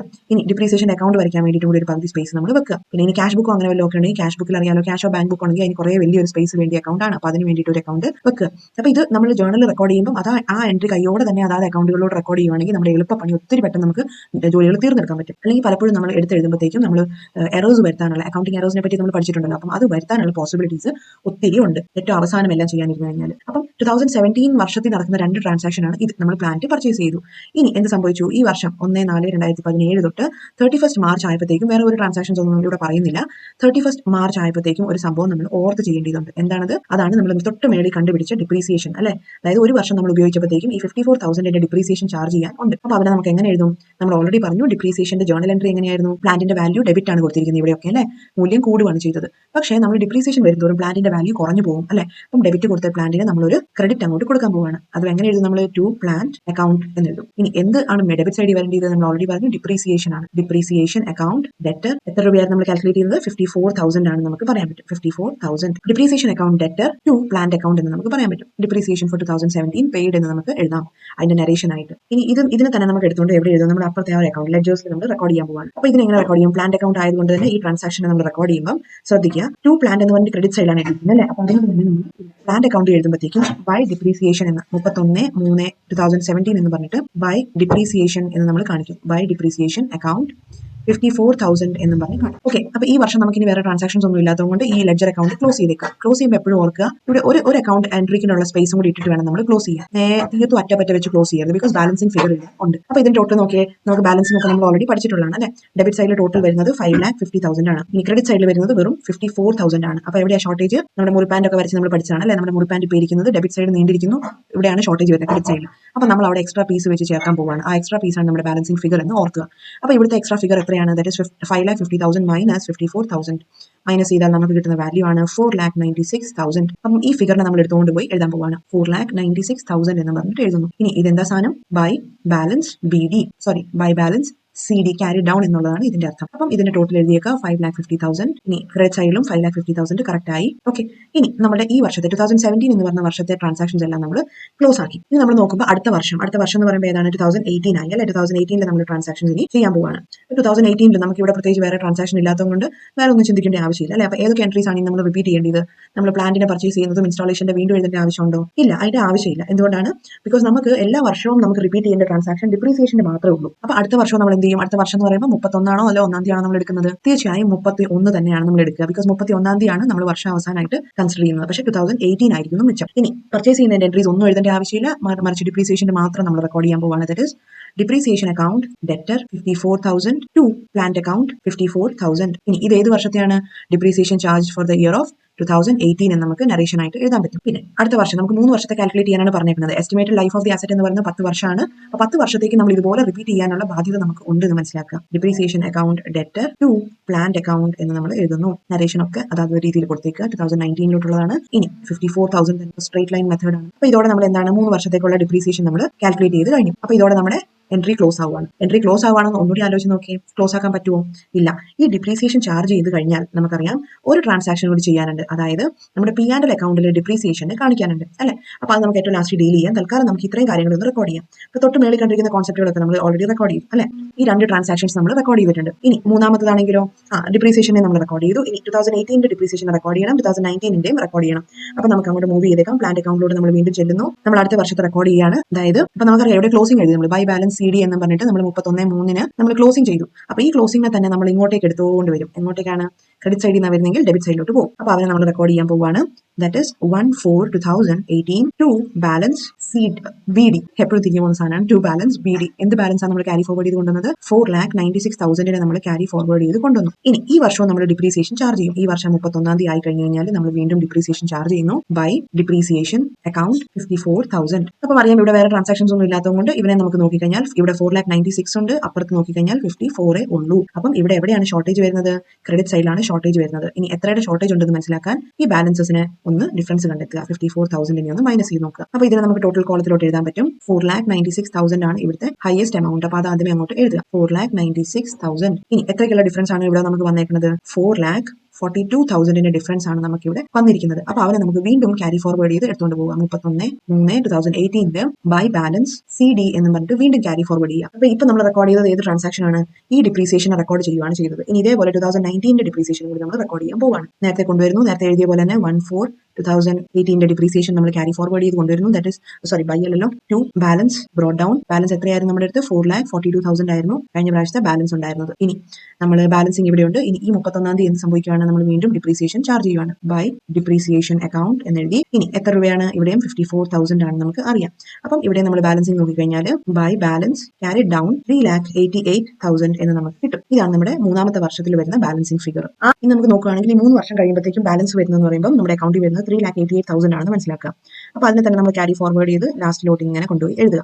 അപ്പം നമ്മുടെ ടോട്ടൽ പ്ലാന്റ് അക്കൗണ്ടിൽ എത്ര ബാലൻസ് ഉണ്ട് 3 വർഷം കഴിയുമ്പോൾ എന്ന് ചോദിച്ചാൽ അസറ്റിന്റെ വാല്യൂ വരുന്നത് 3,88,000 ആണ് എന്ന് നമുക്ക് പറയാൻ പറ്റും. ഡിപ്രീസിയേഷന്റെ ഇതുവരെയുള്ള ബാലൻസ്. അപ്പം ഇതോടെ തന്നെ നമ്മുടെ ഒരു ഡിപ്രീസിയേഷന്റെ അക്കൗണ്ട് ക്ലോസ് ചെയ്യാൻ പറ്റും. ഇത് ബാലൻസ് ആയി ടോട്ടൽ ആയി എന്ന് നമുക്ക് പറയാൻ പറ്റും. ബിക്കോസ് 3 വർഷത്തേക്ക് മാത്രം നമുക്ക് ചെയ്താൽ മതി. ഇനി 5 വർഷം 10 വർഷത്തേക്കൊക്കെ ചെയ്യാനുണ്ടെങ്കിൽ ഇതേ സെയിം പ്രോസസ് ആണ്. ഡിപ്രീസിയേഷൻ ചാർജ് ചെയ്യുക, പിന്നെ അതേപോലെ തന്നെ ബാലൻസിങ് ചെയ്യുക, ബാലൻസിനെ ക്യാരി ഫോർവേഡ് ചെയ്യുക. ഇത്രയും കാര്യങ്ങളാണ് ശ്രദ്ധിക്കേണ്ടത്. ഇനി ഡിപ്രീസിയേഷന്റെ കാര്യങ്ങളൊക്കെ നമ്മൾ ചെയ്തു അല്ലെ. എല്ലാ ഡിപ്രീസിയേഷൻ നമ്മൾ 3 വർഷത്തേക്കുള്ളതും റെക്കോർഡ് ചെയ്തു. പക്ഷേ വേറെ കാര്യമുണ്ട്, നമ്മളിത് പ്ലാന്റ് അക്കൗണ്ടിൽ മാത്രമേ ചെയ്തിട്ടുള്ളൂ അല്ലെ. പ്ലാന്റ് അക്കൗണ്ടിൽ മാത്രമേ ചെയ്തിട്ടുള്ളൂ. അപ്പോൾ നമ്മളിവിടെ പലപ്പോഴും കാണുന്നുണ്ട് ഇവിടെ വേറെ അക്കൗണ്ടുകൾ കാണിക്കുന്നുണ്ട്. ഏതൊക്കെയാണ്? ബാങ്ക് അക്കൗണ്ട് കാണിക്കുന്നുണ്ട്, ഡിപ്രീസിയേഷൻ അക്കൗണ്ട് കാണിക്കുന്നുണ്ട്. അപ്പോൾ നമ്മൾ ബാങ്ക് അക്കൗണ്ട് നമ്മളോട് പ്രിപ്പയർ ചെയ്യാൻ പറയാത്തതുകൊണ്ട് നമ്മളിവിടെ ചെയ്യേണ്ട ആവശ്യമില്ല. പക്ഷേ ഡിപ്രീസിയേഷൻ അക്കൗണ്ട് നമുക്ക് ഇവിടെ ഉണ്ടാക്കേണ്ട ആവശ്യമുണ്ട്. അപ്പോൾ അതുകൊണ്ട് തന്നെ നമുക്ക് അടുത്ത അക്കൗണ്ട് ഒരെണ്ണം വരച്ചേക്കാം. Depreciation account. ഒരു ഭംഗിക്ക് വേണ്ടിയിട്ട് പേനയുടെ കളറൊക്കെ ഒന്ന് മാറ്റി ട്രൈ ചെയ്യാം. നമുക്ക് അടുത്ത് നോക്കാനുള്ളതെന്ന് പറയുമ്പോൾ ഡിപ്രീസിയേഷൻ അക്കൗണ്ട് ആണ്. അപ്പോൾ ഇത് വരച്ചിട്ടുണ്ട് നല്ല ഭംഗിയായിട്ട്. അപ്പം ഇതുപോലെ തന്നെ നല്ല ക്ലിയർ ആയിട്ട് ഫോർമാറ്റ് വരയ്ക്കണം. ബിക്കോസ് ഫോർമാറ്റിന് മാർക്ക് ഓർക്കുക. അപ്പോൾ ഈ ഒരു ക്വസ്റ്റ്യൻ നമുക്ക് മൊത്തത്തിൽ നോക്കിക്കഴിഞ്ഞാൽ കാണാൻ പറ്റും എന്താണ് എവിടെ ഡിപ്രീസിയേഷൻ വന്നേക്കണേ. നമ്മൾ ജേർണൽ എൻട്രീസ് എവിടെയൊക്കെ റെക്കോർഡ് ചെയ്തു എന്ന് ചോദിച്ചു കഴിഞ്ഞാൽ പ്ലാന്റ് ടു ബാങ്ക് എന്നുള്ളതിനെ റെക്കോർഡ് ചെയ്തു. ഫസ്റ്റ് ട്രാൻസാക്ഷൻ കംപ്ലീറ്റ്ലി റെക്കോർഡ് ചെയ്തു. ബാങ്ക് അക്കൗണ്ട് വരയ്ക്കേണ്ടതുകൊണ്ട് നമ്മൾ മൈൻഡ് ആക്കേണ്ട ആവശ്യമില്ല. അടുത്തതും plant account at to bank, അത് പ്ലാന്റിൽ നമ്മൾ കാണിച്ചു. ഇനി depreciation account at to plant എന്നുള്ളതിൽ പ്ലാന്റ് അക്കൗണ്ടിൽ നമ്മൾ കാണിച്ചു, പക്ഷേ ഡിപ്രീസിയേഷൻ അക്കൗണ്ടിൽ കാണിച്ചോ ഇല്ല. അപ്പോൾ അതിന് നമ്മൾ എടുത്തുകൊണ്ട് പോവുകയാണ്. എങ്ങനെ നമ്മൾ ഡിപ്രീസിയേഷൻ അക്കൗണ്ടിൽ കാണിക്കുക? നമുക്കിവിടെ കാണിച്ചിട്ടുണ്ട് depreciation account at to plant എന്നാണ് കൊടുത്തേക്കുന്നത്. അപ്പോൾ നമുക്ക് നേരെ നമുക്ക് നമ്മുടെ ഡിപ്രീസിയേഷൻ അക്കൗണ്ടിലോട്ട് പോകാം. ആദ്യത്തെ വർഷത്തെ ഡിപ്രീസിയേഷൻ കാൽക്കുലേറ്റ് ചെയ്യുന്നതാണ് ഇവിടെ കാണിക്കുന്നത്. അപ്പോൾ നമ്മൾ എങ്ങനെ എഴുതും? Depreciation account debt to plant account എന്ന് നമ്മൾ ഇവിടെ എഴുതും. പ്ലാന്റ് അക്കൗണ്ട് ഏത് വർഷമാണ് ഏത് ടൈമിലാണ് കാൽക്കുലേറ്റ് ചെയ്യുന്നത്? വർഷത്തിന്റെ അവസാനം. അപ്പോൾ അതുകൊണ്ട് ടു പ്ലാന്റ് അക്കൗണ്ട് എന്ന് നമ്മൾ ഇവിടെ കാണിക്കും 54,000. ഇനി ഇതിന്റെ ഒപ്പം തന്നെ അക്കൗണ്ട് കാണിക്കുന്നതിന് മാത്രമല്ല നമ്മൾ വേറെ കാര്യം കൂടി ചെയ്യാൻ ഇതിന്റെ ഇടയ്ക്ക് ഒന്ന് വിട്ടുപോയി. എന്താണെന്ന് വെച്ചാൽ എല്ലാ വർഷവും 2017 നമ്മൾ ഡിപ്രീസിയേഷൻ കാൽക്കുലേറ്റ് ചെയ്തു, 18 കാൽക്കുലേറ്റ് ചെയ്തു, 19 കാണിച്ചു. പക്ഷേ ഇതിന്റെ ഇടയിൽ വരേണ്ട ഒരു എൻട്രി കൂടി ഉണ്ട്. എന്താണത്? നമ്മൾ ഡിപ്രീസിയേഷൻ കാൽക്കുലേറ്റ് ചെയ്താൽ മാത്രം പോരാ, നമ്മൾ അതിന്റെ P&L അക്കൗണ്ടിലോട്ട് അതിന്റെ ഡിപ്രീസിയേഷൻ ഡെബിറ്റ് ചെയ്യാനുണ്ട് അല്ലെ. അപ്പോൾ അതിന് തന്നെ ചെയ്യുന്ന എൻട്രീസ് നമുക്ക് നോക്കാം. എപ്പോഴും മനസ്സിലാക്കുക, ജേർണൽ എപ്പോഴും നമ്മൾ വലുതായിട്ട് വരച്ചാൽ മാത്രമാണ് നമുക്ക് ഇതിന്റെ അകത്ത് എഴുതാൻ പറ്റുള്ളൂ. അല്ലാന്നുണ്ടെങ്കിൽ നമുക്ക് സ്പേസ് തികയാണ്ട് വരും. നറേഷൻസ് നമുക്ക് പിന്നെ അവിടെ ഇവിടെയൊക്കെ ആയിട്ട് സ്കിപ്പ് ചെയ്യേണ്ടി വരും. അപ്പം നമ്മൾ ഇവിടെ അതായത് 2018 എൻട്രിക്ക് മുന്നേ ആയിട്ട് നമ്മൾ എഴുതേണ്ട ഒരു സാധനമാണ് 31 March 2017 P&L account, that is profit and loss account debt 54,000 to depreciation account 54,000. 1000. ഇനി ഇതേപോലെ തന്നെ നമ്മൾ ഇത് കഴിഞ്ഞിട്ട് അടുത്ത എൻട്രി വരേണ്ടതാണ്, ഇത് കഴിഞ്ഞിട്ട് അടുത്ത എൻട്രി വരേണ്ടത് 2018 നമ്മൾ ഡിപ്രീസിയേഷൻ ചാർജ് ചെയ്ത എൻട്രിയാണ് വരേണ്ടത്. ഇനി ഇത് കഴിഞ്ഞിട്ട് ഇതിന്റെ ഡിപ്രീസിയേഷൻ നമ്മൾ പ്രോഫിറ്റ് ആൻഡ് ലോസിലോട്ട് മാറ്റുന്ന ഡേറ്റ് എത്ര വരും? 31/3/2018 വരും. P&L account debtor 54,000 to depreciation account 54,000 എന്ന് വരും. ഇനി നമ്മൾ നോക്കിക്കഴിഞ്ഞാൽ മൂന്നാമത്തെ വർഷവും ഇതേപോലെ തന്നെ 31/3/2019 ആയി. ഇനി ഇവിടെ ഓൾറെഡി ഡിപ്രീസിയേഷൻ ചാർജ് ചെയ്യുന്ന എൻട്രി നമ്മൾ എഴുതിയിട്ടുണ്ട്. ഇനി പ്രോഫിറ്റ് ആൻഡ് ലോസിലോട്ട് ചാർജ് ചെയ്യുന്നത് നമ്മൾ എഴുതുവാണ്. P&L account debtor 54,000 to depreciation account 54,000. അപ്പൊ ഇതോടെ നമ്മുടെ എൻട്രീസ് എല്ലാം കംപ്ലീറ്റ് ആവുകയാണെന്ന് വിശ്വസിക്കാം അല്ലെ. അപ്പൊ നമ്മൾ എന്ത് ചെയ്തു? ഡിപ്രീസിയേഷൻ ചാർജ് ചെയ്യേണ്ടതായിരുന്നു, അത് ചെയ്തു. ഓരോ അസറ്റിന്റെ വാല്യൂസ് ഓരോ വർഷവും കുറഞ്ഞു കുറഞ്ഞു വരുന്നതായിട്ട് കണ്ടു. ഇനി അടുത്ത വേറെ കണ്ട എന്താണ്, എത്ര ഡിപ്രീസിയേഷൻ ഉണ്ടെന്നുള്ളത് ഡിപ്രീസിയേഷൻ അക്കൗണ്ട് വരച്ചിട്ട് നമ്മൾ സോൾവ് ചെയ്യാൻ പോവാണ്. അപ്പോൾ ഡിപ്രീസിയേഷൻ അക്കൗണ്ടിലോട്ട് വരയ്ക്കുമ്പോഴത്തേക്കും എന്തൊക്കെ ട്രാൻസാക്ഷൻ ആയിരിക്കും വരയ്ക്കേണ്ടത്? ഡിപ്രീസിയേഷൻ എന്ന് പറഞ്ഞാൽ എവിടെയൊക്കെ കാണിക്കുന്നുണ്ടോ അതെല്ലാം നമ്മൾ ഇവിടെ കാണിക്കാൻ ബാധ്യതരാണ്. അപ്പം ഫസ്റ്റ് എൻട്രിയിലൊന്നും ഇല്ല അല്ലെ, സെക്കൻഡ് എൻട്രിയിലാണ് ഡിപ്രീസിയേഷന്റെ ഒരു അക്കൗണ്ട് നമ്മൾ കണ്ടത്, അത് നമ്മൾ റെക്കോർഡ് ചെയ്തു. ഇനി അടുത്തതായിട്ട് ഡിപ്രീസിയേഷന്റെ നമ്മൾ P&L ട്രാൻസ്ഫർ ചെയ്യുന്ന എൻട്രി എഴുതിയേക്കാം അല്ലെ, കറക്റ്റ് ഫോമിൽ തന്നെ പോവാം. That is P&L account debtor to depreciation 2017 ഇവിടെയാണ് നമ്മൾ എഴുതിയത് അല്ലെ. അപ്പോൾ അവരെ നമുക്ക് എങ്ങനെ റെക്കോർഡ് ചെയ്യാം? ഡിപ്രീസിയേഷന്റെ ഡെബിറ്റ് സൈഡിൽ വേണോ ക്രെഡിറ്റ് സൈഡിൽ വേണോ? P&L account debtor to depreciation എന്നായിരിക്കുമ്പോൾ നമ്മൾ റെക്കോർഡ് ചെയ്യാൻ പോകുന്നത് P&L അക്കൗണ്ടിന്റെ ക്രെഡിറ്റ് സൈഡിൽ ആയിരിക്കും. അപ്പോൾ അവരെ നമുക്ക് ഇങ്ങോട്ട് എഴുതാം ബൈ P&L അക്കൗണ്ട് 54,000 എന്ന് നമുക്ക് എഴുതാൻ പറ്റും. ഇനി ഇവിടെ പ്രത്യേകിച്ച് വേറെ ട്രാൻസാക്ഷൻസ് ഒന്നും ഇല്ലാത്തതുകൊണ്ട് ഇത് ക്ലോസ്ഡ് ആണ് അല്ലെ, ടാലി ആയിട്ടുണ്ട്. സ്വാഭാവികമായിട്ട് നമുക്ക് ഒരു അക്കൗണ്ടൻസി സ്റ്റുഡന്റിനെ സംബന്ധിച്ച് നോക്കുമ്പോൾ ഇതിൽ കൂടുതൽ വലിയൊരു കുളിർമ തരുന്ന കാഴ്ചയില്ല അല്ലെ.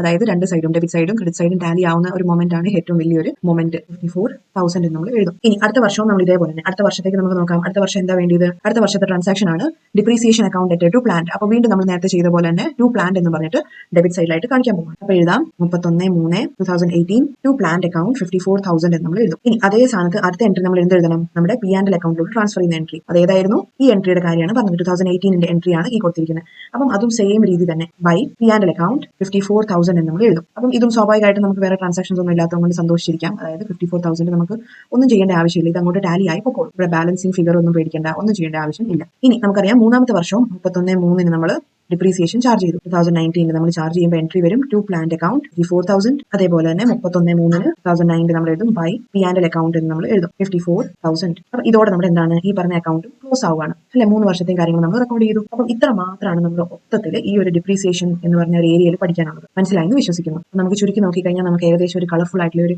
ഭംഗിയുള്ള കാഴ്ച നമുക്ക് കാണാൻ പറ്റും അല്ലെ. അപ്പൊ ഇതുപോലെ വളരെ നീറ്റ് ആൻഡ് ക്ലീൻ ആയിട്ട് എഴുതുവാണെങ്കിൽ നമുക്ക് തീർച്ചയായും നല്ല രീതിയിൽ മാർക്ക് സ്കോർ ചെയ്യാൻ പറ്റും. അപ്പൊ നമ്മൾ സ്ട്രക്ചർ ചെയ്ത് മാത്രം നമ്മുടെ ക്വസ്റ്റ്യൻസിനെ മനസ്സിലാക്കുക. ക്വസ്റ്റ്യനിൽ തന്നെ കാര്യങ്ങൾ കൊടുത്തിട്ടുണ്ട്. അപ്പൊ അതിന് എന്തൊക്കെ നമ്മൾ ചെയ്യണം എന്നുള്ളത്. അപ്പൊ നമ്മൾ നോക്കുകയാണെങ്കിൽ നമ്മൾ 3 വർഷത്തെ അക്കൗണ്ട് പ്രിപ്പയർ ചെയ്തു. ഇനി സ്ട്രേറ്റ് ലൈൻ മെത്തേഡ് വഴിയാണോ ചെയ്തതെന്ന് ചോദിച്ചാൽ അത് ചെയ്തു. ഇനി പ്ലാന്റിന്റെ അക്കൗണ്ട് വരച്ചോ?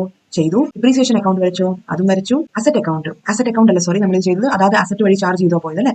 രണ്ട് രീതികൾ നമ്മൾ പഠിച്ചായിരുന്നു. ഒന്നെങ്കിൽ അസറ്റിൽ നേരിട്ട് ചാർജ് ചെയ്ത് പോകുന്നു, അതല്ല എങ്കിൽ പ്രൊവിഷൻ ക്രിയേറ്റ് ചെയ്യുന്നു. അപ്പൊ അസറ്റ് അക്കൗണ്ട് വഴി നമ്മൾ ചെയ്യണമായിരുന്നു, ചെയ്തു. അതുകൊണ്ട് തന്നെ അസറ്റ് അക്കൗണ്ട് ഒക്കെ വരച്ച് ഭംഗിയായിട്ട് ചെയ്തിട്ടുണ്ട്. അപ്പം ഇതോടെ നമ്മുടെ ഈ ഒരു ക്വസ്റ്റ്യൻ കംപ്ലീറ്റ് ആകുകയാണ്. അപ്പോൾ ഇതുപോലെ സ്ട്രക്ചർ ചെയ്തിട്ട് നമ്മൾ ക്വസ്റ്റ്യൻസിനെ അപ്രോച്ച് ചെയ്യാൻ ശ്രദ്ധിക്കുക. ഇനി നമുക്ക് അടുത്ത് നോക്കാനുള്ളതെന്ന് വെച്ചാൽ ഡിസ്പോസൽ ഓഫ് അസറ്റ് എന്ന് പറഞ്ഞ ഏരിയയാണ്. Disposal of asset. അപ്പം അസറ്റ് ഡിസ്പോസ് ചെയ്യുക എന്ന് പറയുമ്പോഴത്തേക്ക് നമ്മൾ മനസ്സിലാക്കേണ്ടത് അത് സെൽ ചെയ്യുക എന്നുള്ളതാണ് അവിടെ മീൻ ചെയ്യുന്നത്. അസറ്റ് സെൽ ചെയ്യുമ്പോൾ എന്ന് വെച്ചാൽ what may be the reasons, അത് രണ്ട് കാരണമാവാം അല്ലെ. ഒന്നെന്ന് വെച്ചാൽ at the end of its useful life ആവാം. ഒരു അസറ്റിന്റെ ആ ഒരു ലൈഫ് എന്ന് പറയുമ്പോൾ 5 years ആണെങ്കിൽ 5 years കഴിഞ്ഞാൽ അതിന് നമുക്ക് യൂസ് ചെയ്യാൻ പറ്റത്തില്ല. അപ്പോൾ അത് at the end of life ആണ്. രണ്ടാമത്തെ എന്ന് പറയുമ്പോഴത്തേക്കും അതിന്റെ യൂസ്ഫുൾ ലൈഫിൽ തുടർന്നുകൊണ്ട് തന്നെ അതിനിപ്പോൾ ഒബ്സോളസൻസ് ആവുകയാണ്, അല്ലെങ്കിൽ എന്തെങ്കിലും അബ്നോർമൽ ഫാക്ടേഴ്സ് വഴി നമ്മുടെ ഈ അസറ്റ് യൂസ് ചെയ്യാൻ പറ്റുന്നില്ല, നമ്മൾ സെൽ ചെയ്യാൻ ആഗ്രഹിക്കുന്നുവെങ്കിൽ അങ്ങനെയും ചെയ്യാം. അതായത് after the expiry of the useful ലൈഫും ആവാം, അതല്ല എങ്കിൽ യൂസ്ഫുൾ ലൈഫിന്റെ ആ ഒരു ഇടയിൽ തന്നെ ആവാം, ഡ്യൂറിംഗ് ദ യൂസ്ഫുൾ ലൈഫും ആവാം. അപ്പം എന്ത് സിറ്റുവേഷൻ ആണെങ്കിൽ പോലും നമ്മൾ ഇവിടെ മനസ്സിലാക്കേണ്ടത് 2-3 എൻട്രീസ് മാത്രമാണ്. ഒന്നാമതെന്ന് പറയുമ്പോൾ നമ്മൾ അസറ്റ് സെൽ ചെയ്യുമ്പോഴത്തെ entry, selling of asset purchase ചെയ്യുമ്പോഴത്തെ എൻട്രി നമ്മൾ ആലോചിച്ച് നോക്കുക. നമ്മൾ എന്തായിരുന്നു പഠിച്ചത്? അസറ്റ് പർച്ചേസ് ചെയ്യുമ്പോൾ നമ്മൾ എഴുതിയത് asset account debtor to bank എന്നായിരുന്നു അല്ലെ. Asset account debtor to bank എന്നാണ് നമ്മൾ എഴുതിയത്. അങ്ങനെയാണെങ്കിൽ സെല്ലിംഗ് ഓഫ് ദി അസറ്റ് എന്ന് പറയുമ്പോൾ ഈ എൻട്രീനെ നേരെ റിവേഴ്സ് ചെയ്താൽ മതി. അതായത് ബാങ്ക് അല്ലെങ്കിൽ ക്യാഷ് എന്നോ ഏതാണെന്ന് വെച്ചാൽ സ്യൂട്ടബിൾ ആവുന്ന പോലെ bank account debtor to asset account എന്ന് എഴുതിയാൽ മതി. ഇതാണ് ബേസിക്കലി നമ്മുടെ അസറ്റ് സെൽ ചെയ്യുമ്പോഴത്തെ ജേർണൽ എൻട്രി. ഇനി അടുത്തായിട്ട് നമ്മൾ നോക്കുമ്പോഴത്തേക്കും for transferring of balance in asset account, അതായത് നമ്മൾ അസറ്റ് സെൽ ചെയ്യുമ്പോഴത്തേക്കും നമുക്കറിയാം 2 സിറ്റുവേഷൻസ് ഉണ്ടാവാൻ ചാൻസ് ഉണ്ട്. ഒന്നാമത്തത് പ്രോഫിറ്റ് അല്ലെങ്കിൽ ലോസ്. പ്രോഫിറ്റ് എന്ന് പറയുന്നത് എപ്പോഴാണ്? നമ്മൾ പറഞ്ഞു അസറ്റിന്റെ വാല്യൂ ഇപ്പോൾ ഒരു 10,000 rupees ആണെങ്കിൽ നമ്മൾ അതിനെ സെൽ ചെയ്യുമ്പോൾ നമുക്ക് ഒരു 11,000 rupees കിട്ടുവാണ്, അല്ലെങ്കിൽ 11,500, 12,000 എന്താണെങ്കിലും അസറ്റിന്റെ നമ്മൾ മേടിച്ച മൂല്യത്തിനേക്കാളും കൂടുതൽ ഒരു വാല്യൂ നമുക്ക് സെൽ ചെയ്യാൻ നേരത്തെ കിട്ടുവാണെങ്കിൽ പ്രോഫിറ്റ് ആണ്. അവിടെ പ്രോഫിറ്റ് എത്ര രൂപയുടെയാണെന്ന് ചോദിച്ചു കഴിഞ്ഞാൽ ഡിഫറൻസ് എമൗണ്ട് ആണ്. ഓക്കെ. അപ്പം ലോസ് എന്ന് പറയുമ്പോൾ എപ്പോഴാണ്? നമ്മൾ മേടിച്ച വാല്യൂവിനേക്കാളും കുറഞ്ഞൊരു എമൗണ്ട് ആണ് സെൽ ചെയ്യാൻ നേരത്തെ കിട്ടുന്നെങ്കിൽ അവിടെ തീർച്ചയായും അത് ലോസ് എന്ന് നമുക്ക് പറയാൻ പറ്റും. അപ്പം ഇവിടെ നമ്മൾ സിറ്റുവേഷൻസും അനലൈസ് ചെയ്യുന്ന രണ്ട് രീതിയിലാണ്. അതായത് അസറ്റിന്റെ എമൗണ്ട് മാറ്റുമ്പോൾ പ്രോഫിറ്റ് ആണെങ്കിൽ എങ്ങനെ നമ്മൾ എൻട്രി എഴുതും, ലോസ് ആണെങ്കിൽ നമ്മൾ എങ്ങനെ എൻട്രി എഴുതും. അങ്ങനെ രണ്ട് സിനാരിയോയിലാണ് നമ്മൾ ഈ ഒരു ജേണൽ എൻട്രിയിൽ മനസ്സിലാക്കാൻ പോകുന്നത്. അപ്പോൾ നമുക്ക് ആദ്യമേ ഒരു ലോജിക്ക് മനസ്സിലാക്കേണ്ടത് വെച്ചാൽ നമ്മൾ റെക്കോർഡ് ചെയ്യുന്ന എവിടെയാണ്, പ്രോഫിറ്റ് ആണെങ്കിലും ലോസ് ആണെങ്കിലും റെക്കോർഡ് ചെയ്യാൻ പോകുന്നത് P&L അക്കൗണ്ടിലാണ് എന്ന് നമുക്കറിയാം. അപ്പോൾ P&L അക്കൗണ്ടിന്റെ ഫോർമാറ്റ് നമ്മളൊന്ന് പരിശോധിച്ചാൽ നമുക്ക് മനസ്സിലാക്കാൻ പറ്റും. നമുക്ക് ലോജിക്കലി മനസ്സിലാക്കുകയാണെങ്കിൽ നമുക്ക് അറിയാം. അതായത് P&L അക്കൗണ്ട് നമ്മൾ വരയ്ക്കുമ്പോൾ P&Lന്റെ ഡെബിറ്റ് സൈഡ് എന്ന് പറയുമ്പോൾ ഇൻഡയറക്റ്റ് ആയിട്ടുള്ള ഇൻകംസ് ആണ് നമുക്കറിയാം, ഇൻഡയറക്റ്റ് ഇൻകംസ്. ഈ ക്രെഡിറ്റ് സൈഡിൽ എന്ന് പറയുമ്പോൾ ഇൻഡയറക്റ്റ് എക്സ്പെൻസസ് ആണ് എന്ന് നമുക്ക് അറിയാം. നമ്മൾ ആലോചിച്ച് നോക്കിയേ, ഇൻകംസ് കൂടുതലായിരിക്കുമ്പോൾ, അതായത് ഇൻകംസ് എക്സ്പെൻസിനേക്കാൾ കൂടുതലാണെങ്കിൽ നമുക്ക് അവിടെ എന്ത് വിളിക്കാൻ പറ്റും, ചെലവിനേക്കാളും കൂടുതൽ വരുമാനം ഉണ്ടെങ്കിൽ അവിടെ നമുക്ക് പ്രോഫിറ്റ് എന്ന് വിളിക്കാൻ പറ്റും അല്ലെ. ഇനി അതേപോലെ നമ്മുടെ എക്സ്പെൻസ് ആണ് കൂടുതലെങ്കിലോ, എക്സ്പെൻസ് ആണ് ഇൻകത്തിനേക്കാൾ കൂടുതൽ നിൽക്കുന്നെങ്കിൽ അവിടെ തീർച്ചയായും ലോസ് ആണ് എന്ന് നമുക്ക് മനസ്സിലാക്കാൻ പറ്റും. അപ്പോൾ അതേപോലെ തന്നെ P&L വരയ്ക്കുമ്പോൾ എവിടെയായിരിക്കും പ്രോഫിറ്റ് രേഖപ്പെടുത്തേണ്ടത്? പ്രോഫിറ്റ് എന്ന് പറയുമ്പോൾ ഇൻകംസ് ഇവിടെ കൂടുതലും എക്സ്പെൻസസ് കുറവുമാണ് സാഹചര്യത്തിൽ, അതായത് ഇവിടെയാണ് ഷോർട്ടേജ് വരുന്നതെങ്കിൽ നമ്മൾ ബാലൻസിംഗ് ഫിഗർ ഇവിടെ എഴുതും അല്ലെ. അപ്പോൾ പ്രോഫിറ്റ് എന്ന് പറയുന്നത് എവിടെയായിരിക്കും നമ്മൾ എഴുതുക? P&Lന്റെ ക്രെഡിറ്റ് സൈഡിലാണ്. ലോസ് എന്ന് പറയുമ്പോൾ എവിടെയായിരിക്കും? P&Lന്റെ ഡെബിറ്റ് സൈഡാണ്. അപ്പോൾ അതെന്തുകൊണ്ടാണെന്നുള്ളത് എന്റെ ലോജിക്കാണ് നമ്മളിപ്പോൾ പറഞ്ഞത്, ശ്രദ്ധിച്ച് മനസ്സിലാക്കുക. അതായത് ഇൻകം സൈഡ് കൂടുതലും എക്സ്പെൻസ് സൈഡ് കുറവാണെങ്കിൽ അവിടെ പ്രോഫിറ്റ്, ഇൻകം സൈഡ് കുറവും എക്സ്പെൻസ് കൂടുതലുമാണെങ്കിൽ അവിടെ ലോസ് ആണ് എന്നുള്ള ഒരു സിമ്പിൾ ലോജിക്കാണ്. അപ്പോൾ അതുകൊണ്ട് തന്നെ നമ്മുടെ P&Lന്റെ ജേണൽ എൻട്രീസ് ഫ്രെയിം ചെയ്യാനും നമുക്ക് എളുപ്പമാണ്. അപ്പോൾ പ്രോഫിറ്റിന്റെ കേസ് ആണെങ്കിൽ നമ്മൾ എങ്ങനെ ജേണൽ എൻട്രി ഫ്രെയിം ചെയ്യും? അതായത് പ്രോഫിറ്റ് എന്ന് പറയുമ്പോൾ ക്രെഡിറ്റ് സൈഡിലാണ് വരുന്നത് എന്ന് മനസ്സിലാക്കുക. പ്രോഫിറ്റ് ആണെങ്കിൽ നമ്മുടെ ജേണൽ എൻട്രി വരുന്നത് asset account debtor to P&L account എന്ന് നമ്മൾ എഴുതും. അപ്പോൾ സ്വാഭാവികമായിട്ട് ലോസ് ആണെങ്കിലോ നേരെ തിരിച്ചു P&L account debtor to asset account എന്നും നമുക്ക് എഴുതാം. ഇതാണ് രണ്ട് സിറ്റുവേഷൻസ്. നമ്മൾ അസറ്റ് ഡിസ്പോസ് ചെയ്യുമ്പോൾ പ്രോഫിറ്റ് ആണെങ്കിൽ എന്ത് ചെയ്യണം, ലോസ് ആണെങ്കിൽ എന്ത് ചെയ്യണം, എന്താണെങ്കിലും നമ്മൾ P&L അക്കൗണ്ട് വഴി മാറ്റാൻ പറ്റുള്ളൂ. ഇനി ഇതെന്ന് പറയുമ്പോൾ നമ്മുടെ അസറ്റ് അക്കൗണ്ട് വഴി പോകുമ്പോഴാണ് അല്ലെ. ഈ രണ്ടാമത്തെ സിറ്റുവേഷൻ നമ്മൾ പറഞ്ഞു പ്രൊവിഷൻ ഫോർ ഡിപ്രീസിയേഷൻ എന്ന് പറഞ്ഞ അക്കൗണ്ട് ക്രിയേറ്റ് ചെയ്യുമ്പോൾ നമ്മൾ എന്ത് ചെയ്യാറാണ് പതിവ്? എല്ലാ വർഷത്തെ ഡിപ്രീസിയേഷന്റെ തുകയും നമ്മൾ മാറ്റി വേറൊരു അക്കൗണ്ടിലാണ് ക്രിയേറ്റ് ചെയ്യുന്നത്. അതാണ് പ്രൊവിഷൻ ഫോർ ഡിപ്രീസിയേഷൻ എന്ന് പറയുന്ന അക്കൗണ്ട്. അപ്പം നമ്മുടെ വർഷത്തിന്റെ അവസാനം നമ്മൾ ഈ അസറ്റിനെ ഡിസ്പോസ് ചെയ്ത് കഴിയുമ്പോൾ ഈ പ്രൊവിഷൻ ഫോർ അസറ്റ് എന്ന് പറയുന്ന ഡിപ്രീസിയേഷൻ എന്ന് പറഞ്ഞ അക്കൗണ്ട് ഈ അസറ്റ് അക്കൗണ്ടിലോട്ട് നമ്മുടെ ആ ഒരു എമൗണ്ടിനെ മാറ്റണം. അപ്പോൾ അതിന് വേണ്ടിയിട്ടുള്ള എൻട്രിയാണ് provision for depreciation account debtor to asset account. ഈ രീതിയിലാണ് നമ്മൾ ഡിസ്പോസ് ഓഫ് ചെയ്യുന്നത്, അസറ്റിനെ ഡിസ്പോസ് ഓഫ് ചെയ്യുന്നത്. അപ്പോൾ ഇവിടെ എക്സാമ്പിൾ കൊടുത്തിട്ടുണ്ട്, ദാറ്റ് ഇസ് RS ലിമിറ്റഡ് ഒരു വെഹിക്കിൾ പർച്ചേസ് ചെയ്തു 4 ലക്ഷം. അപ്പം അതിന് മേളിൽ 4 years ആണ് അതിന്റെ useful life of the asset. Salvage value കൊടുത്തിട്ടുണ്ട് 40,000. പിന്നെ ഇത് നമ്മൾ മനസ്സിലാക്കേണ്ടത് ഇവിടെ സ്ട്രേറ്റ് ലൈൻ മെത്തേഡ് വഴി ചാർജ് ചെയ്യാനാണ് പറഞ്ഞിരിക്കുന്നത്. അപ്പോൾ ഇത് 4 years മാത്രം ആയതുകൊണ്ട് സ്വാഭാവികമായിട്ട് നമുക്ക് ഇത് ചെയ്യാവുന്നതാണ് അല്ലെ. 4 years കണക്കുകൾ ചെയ്യാവുന്നേ ഉള്ളൂ. അപ്പോൾ അതുകൊണ്ട് തന്നെ ഇത് ഫുൾ ആയിട്ട് നമ്മളത് ഡ്രോ ചെയ്യേണ്ടി വരും. മറ്റേത് 10 years ആയതുകൊണ്ട് നമുക്ക് ഒരു ഷോർട്ട് ആക്കി തന്നു, 3 years മാത്രം ഡ്രോ ചെയ്താൽ മതി. അപ്പം എന്താ നമ്മുടെ കാര്യം ക്വസ്റ്റ്യൻ ക്ലിയർ ആയിട്ട് മനസ്സിലാക്കാൻ ശ്രമിക്കും. ഇനി നമുക്ക് ചെയ്യേണ്ടത് എന്താണ്? വെഹിക്കിൾ അക്കൗണ്ട്, പിന്നെ അതേപോലെ 4 years പ്രിപ്പയർ ചെയ്യേണ്ടത്. പിന്നെ അത് നമ്മൾ കഴിഞ്ഞാൽ സെൽ ചെയ്തത് എത്ര രൂപയ്ക്കാണ്? 50,000 റുപ്പീസിന് നമ്മൾ അതിനെ വിറ്റു അല്ലെ. പക്ഷേ അതിന്റെ സാൽവേജ് വാല്യൂ എത്രയായിരുന്നു നമ്മൾ എക്സ്പെക്ട് ചെയ്തിരുന്നത്? നമ്മൾ എക്സ്പെക്ട് ചെയ്ത സാൽവേജ് വാല്യൂ 40,000 ആണ്. അത് എപ്പോഴാണ് നമ്മൾ മേടിച്ച സമയത്ത്. പക്ഷേ നമ്മൾ ലാസ്റ്റിൽ 4 years കഴിഞ്ഞിട്ട് വിൽക്കുമ്പോൾ നമുക്ക് 50,000 കിട്ടി. അപ്പോൾ എന്താ അവിടെ പ്രോഫിറ്റ് 10,000 എന്ന് നമുക്ക് മനസ്സിലാക്കണം. അപ്പോൾ ഇപ്പൊ തന്നെ മനസ്സിലാക്കുക, നമുക്ക് വരാവുന്ന ഒരു എൻട്രി എന്ന് പറയുമ്പോൾ പ്രോഫിറ്റിന്റെ ഇതാണ് എന്ന് മനസ്സിലാക്കുക. ഇനി നെക്സ്റ്റ് ഡിപ്രീസിയേഷൻ. ഇവിടെ രണ്ട് കാര്യങ്ങൾ പറയുന്നുണ്ട്, രണ്ട് സിറ്റുവേഷൻസ് കൂടി നമ്മൾ ചെയ്യണം. ഡിപ്രീസിയേഷൻ ചാർജ് ചെയ്യുന്നത് അസറ്റ് അക്കൗണ്ട് വഴിയാണെങ്കിൽ എങ്ങനെ ചെയ്യും? ഇനി പ്രൊവിഷൻ ഫോർ ഡിപ്രീസിയേഷൻ വഴിയാണ് ചെയ്യുന്നതെങ്കിൽ എങ്ങനെ ചെയ്യും? അപ്പോൾ പറഞ്ഞു തന്നിരിക്കുന്ന രീതി തന്നെ വളരെ ക്ലിയർ ആയിട്ട് പറഞ്ഞു തന്ന രീതി തന്നെ ആലോചിച്ച് ചെയ്യുക. പിന്നെ ഇവിടുത്തെ ഒരു സ്പെഷ്യാലിറ്റി എന്ന് വെച്ചാൽ പ്രോഫിറ്റ് ഓൺ ദി അസറ്റും കൂടി ഇവിടെ വരുന്നുണ്ട്. പ്രോഫിറ്റ് എത്രയാണ് നമ്മൾ ഓൾറെഡി കണ്ടു, 10,000 റുപ്പീസ് ആണ് അല്ലെ. അപ്പോൾ ഇത്രയും കാര്യങ്ങൾ നമ്മൾ പഠിച്ചത് മനസ്സിലായി എന്ന് വിശ്വസിക്കുന്നു. അടുത്ത നമുക്ക് കാണാനുള്ള പോയിന്റ് എന്താണെന്ന് വെച്ചാൽ use of asset disposal account ആണ്. ഇനി ഈ അക്കൗണ്ട് നമ്മൾ എന്തിനാ യൂസ് ചെയ്യുന്നതെന്ന് വെച്ചാൽ, ഇത് എന്തിനാ ക്രിയേറ്റ് ചെയ്യുന്നതെന്ന് വെച്ചാൽ provide complete detailed information about the transactions involving and asset. അതായത് ഒരു അസറ്റുമായിട്ട് ബന്ധപ്പെട്ടിരിക്കുന്ന എല്ലാ ട്രാൻസാക്ഷൻസും ഒരൊറ്റ കൊടക്കീഴിൽ നമുക്ക് കിട്ടാൻ വേണ്ടിയിട്ടാണ് നമ്മൾ ഈ ഒരു അക്കൗണ്ടിന്റെ യൂസേജ് ചെയ്യുന്നത്. മറ്റേ നമ്മൾ പറഞ്ഞു ഏതൊക്കെയാണ് തൊട്ട് മേളിൽ നമ്മൾ കണ്ടു അല്ലെ. അസറ്റിന് വേണ്ടിയിട്ട് ഒരു അക്കൗണ്ട് ഉണ്ട്, അതിന്റെ മേളിൽ നമുക്ക് എന്താണ് അതിന്റെ വരവും ചെലവും നമ്മൾ അവിടെ കാണിക്കുന്നു. പിന്നെ ആ അസറ്റിന്റെ മേളിൽ ചാർജ് ചെയ്തിരിക്കുന്ന ഡിപ്രീസിയേഷന് വേറെ അക്കൗണ്ട്. അപ്പോൾ അങ്ങനെ പല അക്കൗണ്ടിലായിട്ടാണ് ഇൻഫർമേഷൻ കിടക്കുന്നത് അല്ലെ.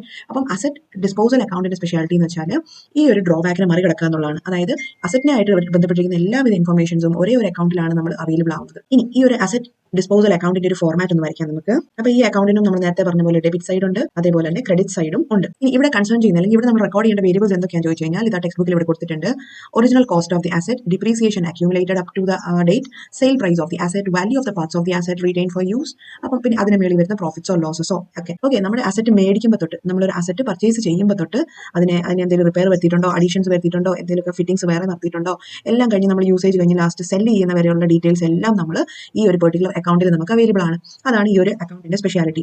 ഇനി നമ്മൾ നോക്കിക്കഴിഞ്ഞാൽ original cost of the asset നമ്മൾ റെക്കോർഡ് ചെയ്യുന്നത് ഡെബിറ്റ് സൈഡിലാണെന്ന് മനസ്സിലാക്കുക. Original cost of the asset debit സൈഡിലാണ് റെക്കോർഡ് ചെയ്യുക. ഇനി ഡിപ്രീസിയേഷൻ അക്യൂമുലേറ്റഡ് എന്ന് പറയുമ്പോൾ ഇതുവരെ ഉണ്ടായിരുന്ന ഏതൊക്കെ ഡിപ്രീസിയേഷൻ ഉണ്ടോ അത്, അതായത് നമ്മുടെ അക്യൂമുലേറ്റഡ് ഡിപ്രീസിയേഷൻ, ഇത്ര നാൾ വരെ നമ്മൾ സമ്പാദിച്ചു കൂട്ടിയ ഡിപ്രീസിയേഷൻ തുക എത്രയുണ്ടോ അത് നമ്മൾ ക്രെഡിറ്റ് സൈഡിൽ റെക്കോർഡ് ചെയ്യും ഇവിടെ. പിന്നെ അതേപോലെ തന്നെ പ്രൊവിഷൻ ഫോർ ഡിപ്രീസിയേഷൻ ഉണ്ടെങ്കിൽ അതും നമ്മൾ ഇവിടെ റെക്കോർഡ് ചെയ്യും. പ്രൊവിഷൻ ഫോർ ഡിപ്രീസിയേഷൻ അതും ക്രെഡിറ്റ് സൈഡിലാണെന്ന് മനസ്സിലാക്കുക. ഇനി നമ്മൾ സെയിൽ ഓഫ് അസറ്റ്, നമ്മൾ ഈ അസറ്റ് വിറ്റ് കഴിയുമ്പോൾ അതിൽ നിന്ന് കിട്ടുന്ന വരുമാനം സെയിൽ ഓഫ് അസറ്റ് വിറ്റ് കഴിഞ്ഞാൽ അതിൽ നിന്ന് കിട്ടുന്ന വരുമാനം റെക്കോർഡ് ചെയ്യുന്നതും ക്രെഡിറ്റ് സൈഡിലാണ് എന്ന് മനസ്സിലാക്കുക. ബിക്കോസ് നമ്മൾ ഈ ഒരു ഫോർമാറ്റ് മനസ്സിലാക്കിയാൽ മാത്രമാണ് നമുക്ക് അതിന്റെ ജേർണൽ എൻട്രീസ് നമുക്ക് ഈസി ആയിട്ട് ഫ്രെയിം ചെയ്യാൻ പറ്റുന്നത് ഓർക്കുക.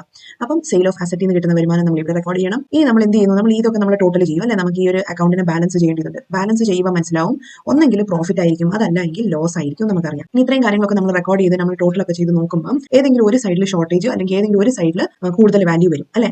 അപ്പം ഒരു കാര്യം മനസ്സിലാക്കേണ്ടത്, ഒരു വലിയൊരു കാര്യം മനസ്സിലാക്കേണ്ടത് എന്ന് വെച്ചാൽ ക്രെഡിറ്റ് സൈഡിലാണ് നമ്മുടെ ഷോർട്ടേജ് വരുന്നതെങ്കിൽ, അതായത് ഇവിടെയാണ്, അതായത് ക്രെഡിറ്റ് സൈഡിലാണ് നമുക്ക് ഷോർട്ടേജ് വരുന്നതെങ്കിൽ അതിനെ നമുക്ക് ലോസ് എന്ന് പറയാൻ പറ്റും. ഇത് കമ്പനിയുടെ, അതായത് ഈ അസറ്റ് വിറ്റതിന്റെ ലോസ് ആണ് എന്ന് നമുക്ക് മനസ്സിലാക്കണം. ഇനി നമ്മുടെ ബാലൻസ് ഇവിടെയാണ് വരുന്നതെങ്കിലോ, അതായത് നമ്മുടെ ഡെബിറ്റ് സൈഡിലോട്ടാണ് നമ്മുടെ ബാലൻസിംഗ് ഫിഗർ വരുന്നതെങ്കിൽ, ബാലൻസിംഗ് ഫിഗർ ഇവിടെയാണ് വരുന്നതെങ്കിൽ അതിന്റെ അർത്ഥം ഇത് പ്രോഫിറ്റ് ആണ് എന്ന് മനസ്സിലാക്കുക. നമ്മുടെ അസറ്റിന്റെ മൂല്യം ഒറിജിനൽ കോസ്റ്റിനേക്കാളും കുറവാണ് ഈ പറയുന്ന ഡിപ്രീസിയേഷനും പ്രൊവിഷനും സെയിൽ ഓഫ് അസറ്റും എങ്കിൽ മാത്രമാണ് ഇവിടെ നമ്മുടെ ബാലൻസ് വരിക. അപ്പോൾ ഇവിടെയാണ് ബാലൻസ് വരുന്നെങ്കിൽ പ്രോഫിറ്റും, ക്രെഡിറ്റ് സൈഡിലാണ് വരുന്നെങ്കിൽ ലോസും ആണ് എന്ന് മനസ്സിലാക്കുക. ഇനി പ്രോഫിറ്റ് ആണ് ലോസ് ആണ് അത് മനസ്സിലായി അല്ലെ. ഇനി എവിടെയാണ് നമ്മൾ റെക്കോർഡ് ചെയ്യുക? സ്വാഭാവികമായിട്ടും നമ്മുടെ P&L അക്കൗണ്ടിലായിരിക്കും നമ്മൾ ഇതിന് റെക്കോർഡ് ചെയ്യുക. പ്രോഫിറ്റ് ആണെങ്കിൽ എൻട്രി എങ്ങനെ വരും? Asset disposal account debtor to P&L account എന്ന് വരും. ഇനി ഇപ്പത്താണെങ്കിലോ അവിടെ നമ്മൾ ബൈ P&L അക്കൗണ്ട് എന്ന് തന്നെ എഴുതും, പക്ഷേ എൻട്രിയിൽ മാത്രം വ്യത്യാസം വരും. എന്താണ്? P&L account debtor to asset disposal account എന്നായിരിക്കും നമ്മുടെ എൻട്രി വരിക. അപ്പം ഇത് ഇവിടെ വരുവാണെങ്കിൽ ലോസ് ആണ്, പിന്നെ ഡെബിറ്റ് സൈഡിലാണ് വരുന്നെങ്കിൽ അത് പ്രോഫിറ്റ് ആണെന്ന് മനസ്സിലാക്കുക. അത് മാത്രമാണ് നമ്മുടെ ഈ ഒരു അക്കൗണ്ട് വഴി നമ്മൾ മനസ്സിലാക്കേണ്ട ഒരു ചെറിയ കാര്യം. ഇനി ഇവിടെ ഒരു മനസ്സിലാക്കാൻ വേണ്ടിയിട്ട് ഇവിടെ ഒരു ചെറിയൊരു എക്സാമ്പിൾ ഒക്കെ കൊടുത്തിട്ടുണ്ട്, അതൊന്ന് വർക്ക്ഔട്ട് ചെയ്ത് നോക്കുക. Current enterprises has the following balances in its books as on March 31, 2017. മെഷീനറിയുടെ ഗ്രോസ് വാല്യൂ കൊടുത്തിട്ടുണ്ട് 6 lakh ആണ് അല്ലെ. Next provision for depreciation 2,50,000. അപ്പൊ ഇപ്പൊ തന്നെ നമ്മൾ മനസ്സിലാക്കുക മെഷീനറിയുടെ ഗ്രോസ് വാല്യൂ ആണ് എന്ന് മനസ്സിലാക്കുക. ഓക്കെ, ഈ 6 lakh എന്ന് പറയുന്നത് അതെന്താ നമുക്കൊന്ന് ചെറിയ നോക്കാം. A machine purchased on 1 lakh on November 1, 2013 having accumulated depreciation amounting to rupees 60,000 was sold on 1st April 2017 for rupees 35,000. അപ്പം 60,000 നമ്മൾ പർച്ചേസ് ചെയ്ത ഒരു മെഷീനറിനെ നമ്മൾ വിറ്റപ്പോൾ നമുക്ക് തിരിച്ചു കിട്ടിയത് 35,000 ആണ് ഡിസ്പോസ് ചെയ്തപ്പോൾ. അപ്പോൾ അതിൽ നമ്മൾ എന്ത് ചെയ്യാണ്? നമ്മുടെ അസറ്റ് ഡിസ്പോസൽ അക്കൗണ്ട് നമ്മൾ വരയ്ക്കണം എന്നാണ് നമ്മളോട് ചോദിച്ചിരിക്കുന്നത്. ഇപ്പൊ നമ്മുടെ മെഷീനറി അസറ്റ് ഡിസ്പോസൽ അക്കൗണ്ട് നമ്മൾ വരയ്ക്കാൻ പോവാണ്. ഡെബിറ്റ് വരച്ചു, ക്രെഡിറ്റ് വരച്ചു. അപ്പോൾ നേരത്തെ പറഞ്ഞ പോലെ തന്നെ മെഷീനറിയുടെ പർച്ചേസ് വാല്യൂ എത്രയാണ്? 2017 നമ്മൾ പർച്ചേസ് ചെയ്യുമ്പോഴത്തെ വാല്യൂ എന്ന് പറയുമ്പോൾ 1 lakh ആണ് അല്ലെ. ഇനി മേളത്ത് വെച്ച് കൺഫ്യൂസ് ആയിക്കരുത്, മെഷീനറിയുടെ വാല്യൂ 6 lakh അല്ലേ എന്ന് ചോദിച്ചിരുന്നത്. എന്തുകൊണ്ടാണ്? ബിക്കോസ് ഇത് ഇയർ എൻഡിങ്ങിലാണ്, March 31, 2017 അപ്പോൾ ഇത് കറക്റ്റ് ആയിട്ട് മനസ്സിലാക്കുക. ബിക്കോസ് ഇങ്ങനത്തെ ചെറിയ ചെറിയ കാര്യങ്ങളായിരിക്കും നമ്മുടെ ലൂപ്പ് ഹോൾ കിടക്കുന്നത്, നമ്മുടെ കുഴി ചാടിക്കുന്ന വഴികൾ കിടക്കുന്നത്. സോ അപ്പോൾ March 31, 2017 എന്ന് പറയുമ്പോൾ അത് ക്ലോസിംഗ് ആണ് കൊടുത്തേക്കുന്നത് എന്ന് മനസ്സിലാക്കുക. ഇനി കൊടുത്തേക്കുന്നത് അടുത്ത പർച്ചേസ് ചെയ്ത് എത്രയാണ്? 1st April 2013 നമ്മൾ പർച്ചേസ് ചെയ്തേക്കുന്നത് അല്ലെ. 14, 15, 16, 17 4 years നമ്മൾ ഇതിനെ യൂസ് ചെയ്തു. അപ്പോൾ 1 lakh rupees ആണ് ഇതിന്റെ പർച്ചേസ് വാല്യൂ. അതുകൊണ്ട് തന്നെ നമ്മൾ എഴുതി മെഷീനറി 1 lakh. ഇനി അടുത്ത നമ്മൾ എന്താ റെക്കോർഡ് ചെയ്യേണ്ടത്? അക്യൂമുലേറ്റഡ് ഡിപ്രീസിയേഷൻ അല്ലെങ്കിൽ പ്രൊവിഷൻ ഫോർ ഡിപ്രീസിയേഷൻ, ഇങ്ങനത്തെ എന്തെങ്കിലും സാധനം നമ്മുടെ ക്വസ്റ്റനിൽ കൊടുത്തിട്ടുണ്ടോ എന്ന് ശ്രദ്ധിക്കുക. അപ്പോൾ ഇവിടെ നമുക്ക് പറയുന്നുണ്ട് എന്താ? അക്യൂമുലേറ്റഡ് ഡിപ്രീസിയേഷൻ 60,000 ഉണ്ട് എന്ന് പറയുന്നുണ്ട് അല്ലെ. അപ്പോൾ നമ്മൾ അവിടെ പെടുക്കി എഴുതും അക്യൂമുലേറ്റഡ് ഡിപ്രീസിയേഷൻ നമ്മൾ പറയുന്ന വേറെ ഒരു അക്കൗണ്ട് ഉണ്ട്, അതാണ് പ്രൊവിഷൻ ഫോർ ഡിപ്രീസിയേഷൻ 60,000 എന്ന് നമ്മൾ എഴുതുക. വേറെ ഒരു കാര്യം എന്താണ്? അതേ വർഷത്തിൽ നടന്നത് April 1, 2017 നമ്മൾ അതിനെ സെൽ ചെയ്തു. സെൽ ചെയ്തപ്പോൾ നമുക്ക് കിട്ടിയ സ്ക്രാപ്പ് വാല്യൂ ആണ് 35,000. അപ്പോൾ അതിനെ നമ്മൾ പറഞ്ഞു സെയിൽ ഓഫ് അസറ്റ് എന്ന് പറയുമ്പോൾ എവിടെ കാണിക്കണം? ക്രെഡിറ്റ് സൈഡിൽ കാണിക്കണം. അപ്പോൾ അവനെ നമ്മൾ ഇവിടെ പെറുക്കി എഴുതി 35,000 എന്ന് എഴുതി. അപ്പോൾ നോക്കിയാൽ നമ്മുടെ അക്കൗണ്ടിൽ ഒന്ന് ബാലൻസ് ചെയ്ത് നോക്കി അറിയാൻ പറ്റും. ഡെബിറ്റ് സൈഡിൽ 1 lakh, ക്രെഡിറ്റ് സൈഡിൽ 6 + 3 95,000 ആണുള്ളത് അല്ലെ. അപ്പം ഡിഫറൻസ് എത്രയാണ്? 5,000. അപ്പം ഡിഫറൻസ് വന്നേക്കുന്നത് ക്രെഡിറ്റ് സൈഡിലാണോ? അതുകൊണ്ട് തന്നെ അവൻ ലോസ് ആണ് എന്ന് നമുക്ക് മനസ്സിലാക്കാൻ പറ്റും. അപ്പം നമ്മുടെ ഈ 1 lakhന്റെ മെഷീനറി മേടിച്ച് നമ്മൾ 4 വർഷം യൂസ് ചെയ്ത് ഡിപ്രീസിയേഷൻ ചാർജ് ചെയ്ത് എല്ലാം ചെയ്ത് കഴിഞ്ഞ് നമുക്ക് കിട്ടിയിരിക്കുന്ന തുക എന്ന് പറയുമ്പോൾ വളരെ കുറവാണ്. അതൊരു നഷ്ടക്കച്ചവടമാണ് എന്ന് നമുക്ക് ചുരുക്കി പറയാൻ പറ്റും അല്ലെ. അപ്പോൾ ഇത് മാത്രമാണ് നമ്മൾ ഇവിടെ മനസ്സിലാക്കേണ്ട ഒരു കോൺസെപ്റ്റ്. അപ്പോൾ മനസ്സിലായി എന്ന് വിശ്വസിക്കുന്നു. ഇനി വേറൊരു സാധനം മെഷീനറി അക്കൗണ്ട് എന്ന് പറയും. മെഷീനറി അക്കൗണ്ട് സ്പെഷ്യാലിറ്റി എന്താണ്? മെഷീനറിയുടെ ഇപ്പൊ കറന്റ് വാല്യൂ ആണ് ഇപ്പൊ നമ്മളിവിടെ മനസ്സിലാക്കേണ്ടത്. ഓക്കെ, അപ്പോൾ തൽക്കാലം മെഷീനറി അക്കൗണ്ടിൽ ബാലൻസ് ഗ്രോസ് വാല്യൂ വർഷത്തിന്റെ അവസാനം കൊടുത്തിരിക്കുന്ന വാല്യൂ എത്രയാണ്? മെഷീനറിയുടെ 6 lakh ആണെന്ന് കൊടുത്തിട്ടുണ്ട്. അത് ചിലപ്പോൾ നമുക്ക് ഇപ്പം ഇത് ഇവിടെ ബാലൻസ് 5,000 അല്ലേ ഉള്ളൂ, അപ്പോൾ പിന്നെ എങ്ങനെ 6 lakh വന്നത് എന്നൊക്കെ ചോദ്യം പ്രസക്തമല്ല. എന്തുകൊണ്ടാണെന്ന് വെച്ചാൽ നമ്മൾ ഈ ഒരു 4 വർഷത്തിന്റെ ഇടയിൽ അല്ലെങ്കിൽ അത് കഴിഞ്ഞിട്ട് ചിലപ്പോൾ എന്തെങ്കിലും പുതിയ മെഷീനറി മേടിച്ച് കാണും. എങ്ങനെ പോയാലും നമുക്കിപ്പം ഒരു 6 lakh ക്ലോസിംഗിൽ ഉണ്ട് എന്നാണ് ഇവർ കാണിക്കുന്നത്. 6 lakh ഉണ്ട്. ഇപ്പോൾ ഇത് ജസ്റ്റ് ഒരു എക്സാമ്പിൾ മാത്രം ആയതുകൊണ്ടാണ് ഇങ്ങനെ ഒരു കൺഫ്യൂസിംഗ് ഫിഗേഴ്സ് ഒക്കെ ഉള്ളത്. പക്ഷേ ജസ്റ്റ് ഒരു സ്റ്റോറി പോലെ നമ്മളൊന്ന് മനസ്സിലാക്കാൻ ശ്രമിക്കുക. ഓക്കെ, അപ്പം ഓൾറെഡി ഉണ്ടായിരുന്ന ബാലൻസ് നമുക്ക് ലോസ് ട്രാൻസ്ഫർ ചെയ്യുന്നത് 5,000. മെഷീനറി അക്കൗണ്ടിലുള്ള ബാലൻസ് ആണ് 6 lakh എന്ന് ക്വസ്റ്റിന് കൊടുത്തിട്ടുണ്ട്. ഓക്കെ, പിന്നെ അത് കഴിഞ്ഞിട്ട് നമ്മളോട് പറയുന്നുണ്ട് പ്രൊവിഷൻ ഫോർ ഡിപ്രീസിയേഷൻ 2,50,000. അതിന് മൈൻഡ് ആക്കേണ്ട ആവശ്യമില്ല, പ്രൊവിഷൻ നമ്മൾ ഓൾറെഡി കൺസിഡർ ചെയ്തിട്ടുണ്ട്. നെക്സ്റ്റ് മെഷീൻ ഡിസ്പോസ് ചെയ്തപ്പോൾ നമുക്ക് കിട്ടിയത് എത്രയാണ്? അതായത് മെഷീൻ ഡിസ്പോസൽ അക്കൗണ്ടിൽ നിന്ന് കണ്ട ബാലൻസ് എത്രയാണ്? അത് വെച്ച് നോക്കിയാൽ 1st April 1 lakh rupees ഉണ്ടായിരുന്നു മെഷീൻ മേടിച്ചപ്പോൾ അല്ലെ. ഇവ തമ്മിലുള്ള ബാലൻസിങ് നോക്കി കഴിഞ്ഞാൽ നമുക്ക് കിട്ടും ക്രെഡിറ്റ് സൈഡിൽ ബാലൻസിങ് ഫിഗർ 5 lakh എന്ന് പറഞ്ഞാൽ നമുക്ക് കിട്ടാൻ പറ്റും. അപ്പോൾ ഈ ലോസിന് തന്നെ നമുക്ക് വർക്കിംഗ് നോട്ടിലായിട്ട് അവർ ചെയ്തേ ഉള്ളൂ. ഇത് ചെയ്താലും ചെയ്തില്ലെങ്കിലും കുഴപ്പമൊന്നുമില്ല, ജസ്റ്റ് മാനുവലി നമുക്ക് കാൽക്കുലേറ്റ് ചെയ്യാൻ പറ്റുന്ന കാര്യങ്ങളേ ഉള്ളൂ. പിന്നെ എങ്ങനെയായാലും നമ്മൾ അക്കൗണ്ട്സിലാണെങ്കിൽ പോലും അക്കൗണ്ടിൽ ഇതുപോലെ ഇങ്ങനെ വരച്ച് ക്ലീൻ ആയിട്ട് കാണിക്കേണ്ട ആവശ്യമുണ്ട്. ഇനി വർക്കിംഗ് നോട്ട്സ് ആയിട്ട് ചെയ്യാൻ താല്പര്യമുള്ളെങ്കിൽ അങ്ങനെയും ചെയ്യാം. എങ്ങനെയായാലും നമുക്ക് മനസ്സിലാക്കാൻ പറ്റും ഒറിജിനൽ കോസ്റ്റ് ഓഫ് ദി അസറ്റിൽ നിന്ന് നമ്മൾ അക്യൂമുലേറ്റഡ് ഡിപ്രീസിയേഷൻ കുറച്ച് കഴിഞ്ഞാൽ കിട്ടുന്ന തുക, അതിൽ നിന്ന് നമ്മൾ റീസെയിൽ വാല്യൂ നമ്മൾ വിറ്റ് കഴിയുമ്പോൾ കിട്ടുന്ന തുക, അതിനെ കൂടി കുറച്ച് കഴിയുമ്പോൾ നമുക്ക് ഒന്നെങ്കിൽ ലോസ് കിട്ടും അല്ലെങ്കിൽ പ്രോഫിറ്റ് കിട്ടും. ക്ലിയർ ആയി എന്ന് വിശ്വസിക്കുന്നു. ഇനി അടുത്തായിട്ട് നമുക്ക് പഠിക്കാനുള്ളതാണ് പ്രൊവിഷൻസ് ആൻഡ് റിസർവ്സ്. അതിന്റെ അകത്ത് പ്രൊവിഷൻസ് ഏറ്റവും ആദ്യമേ നോക്കാനുള്ളത് പ്രൊവിഷൻസ്. സോ ബേസിക്കലി എന്താണ് പ്രൊവിഷൻസ് എന്ന് പറയുമ്പോൾ എന്താണ്? അപ്പോൾ അതിന് വേണ്ടിയിട്ട് നമുക്ക് എക്സാമ്പിൾ കൺസിഡർ ചെയ്യാം. അപ്പോൾ നമ്മളൊരു 4 പേർക്ക് നമ്മൾ പൈസ കൊടുത്തു. അപ്പോൾ നമ്മൾ അങ്ങോട്ട് പൈസ കൊടുത്തിട്ടുണ്ടെങ്കിൽ നമ്മൾ പറയും ദേ ആർ അവർ ഡെറ്റേഴ്സ്. നമ്മുടെ ഡെറ്റേഴ്സ് ആണ് അല്ലേ. അപ്പം അവർ നമുക്ക് തിരിച്ചിങ്ങോട്ട് പൈസ തരാനുള്ളവരായതുകൊണ്ട് അവരെ നമ്മൾ വിളിക്കും ഡെറ്റേഴ്സ്. അപ്പോൾ ഈ ഡെറ്റേഴ്സിൽ നിന്ന് നമുക്കറിയാം നമ്മൾ എല്ലാവർക്കും ഒരു 1 lakh വെച്ച് കൊടുത്തിട്ടുണ്ട്.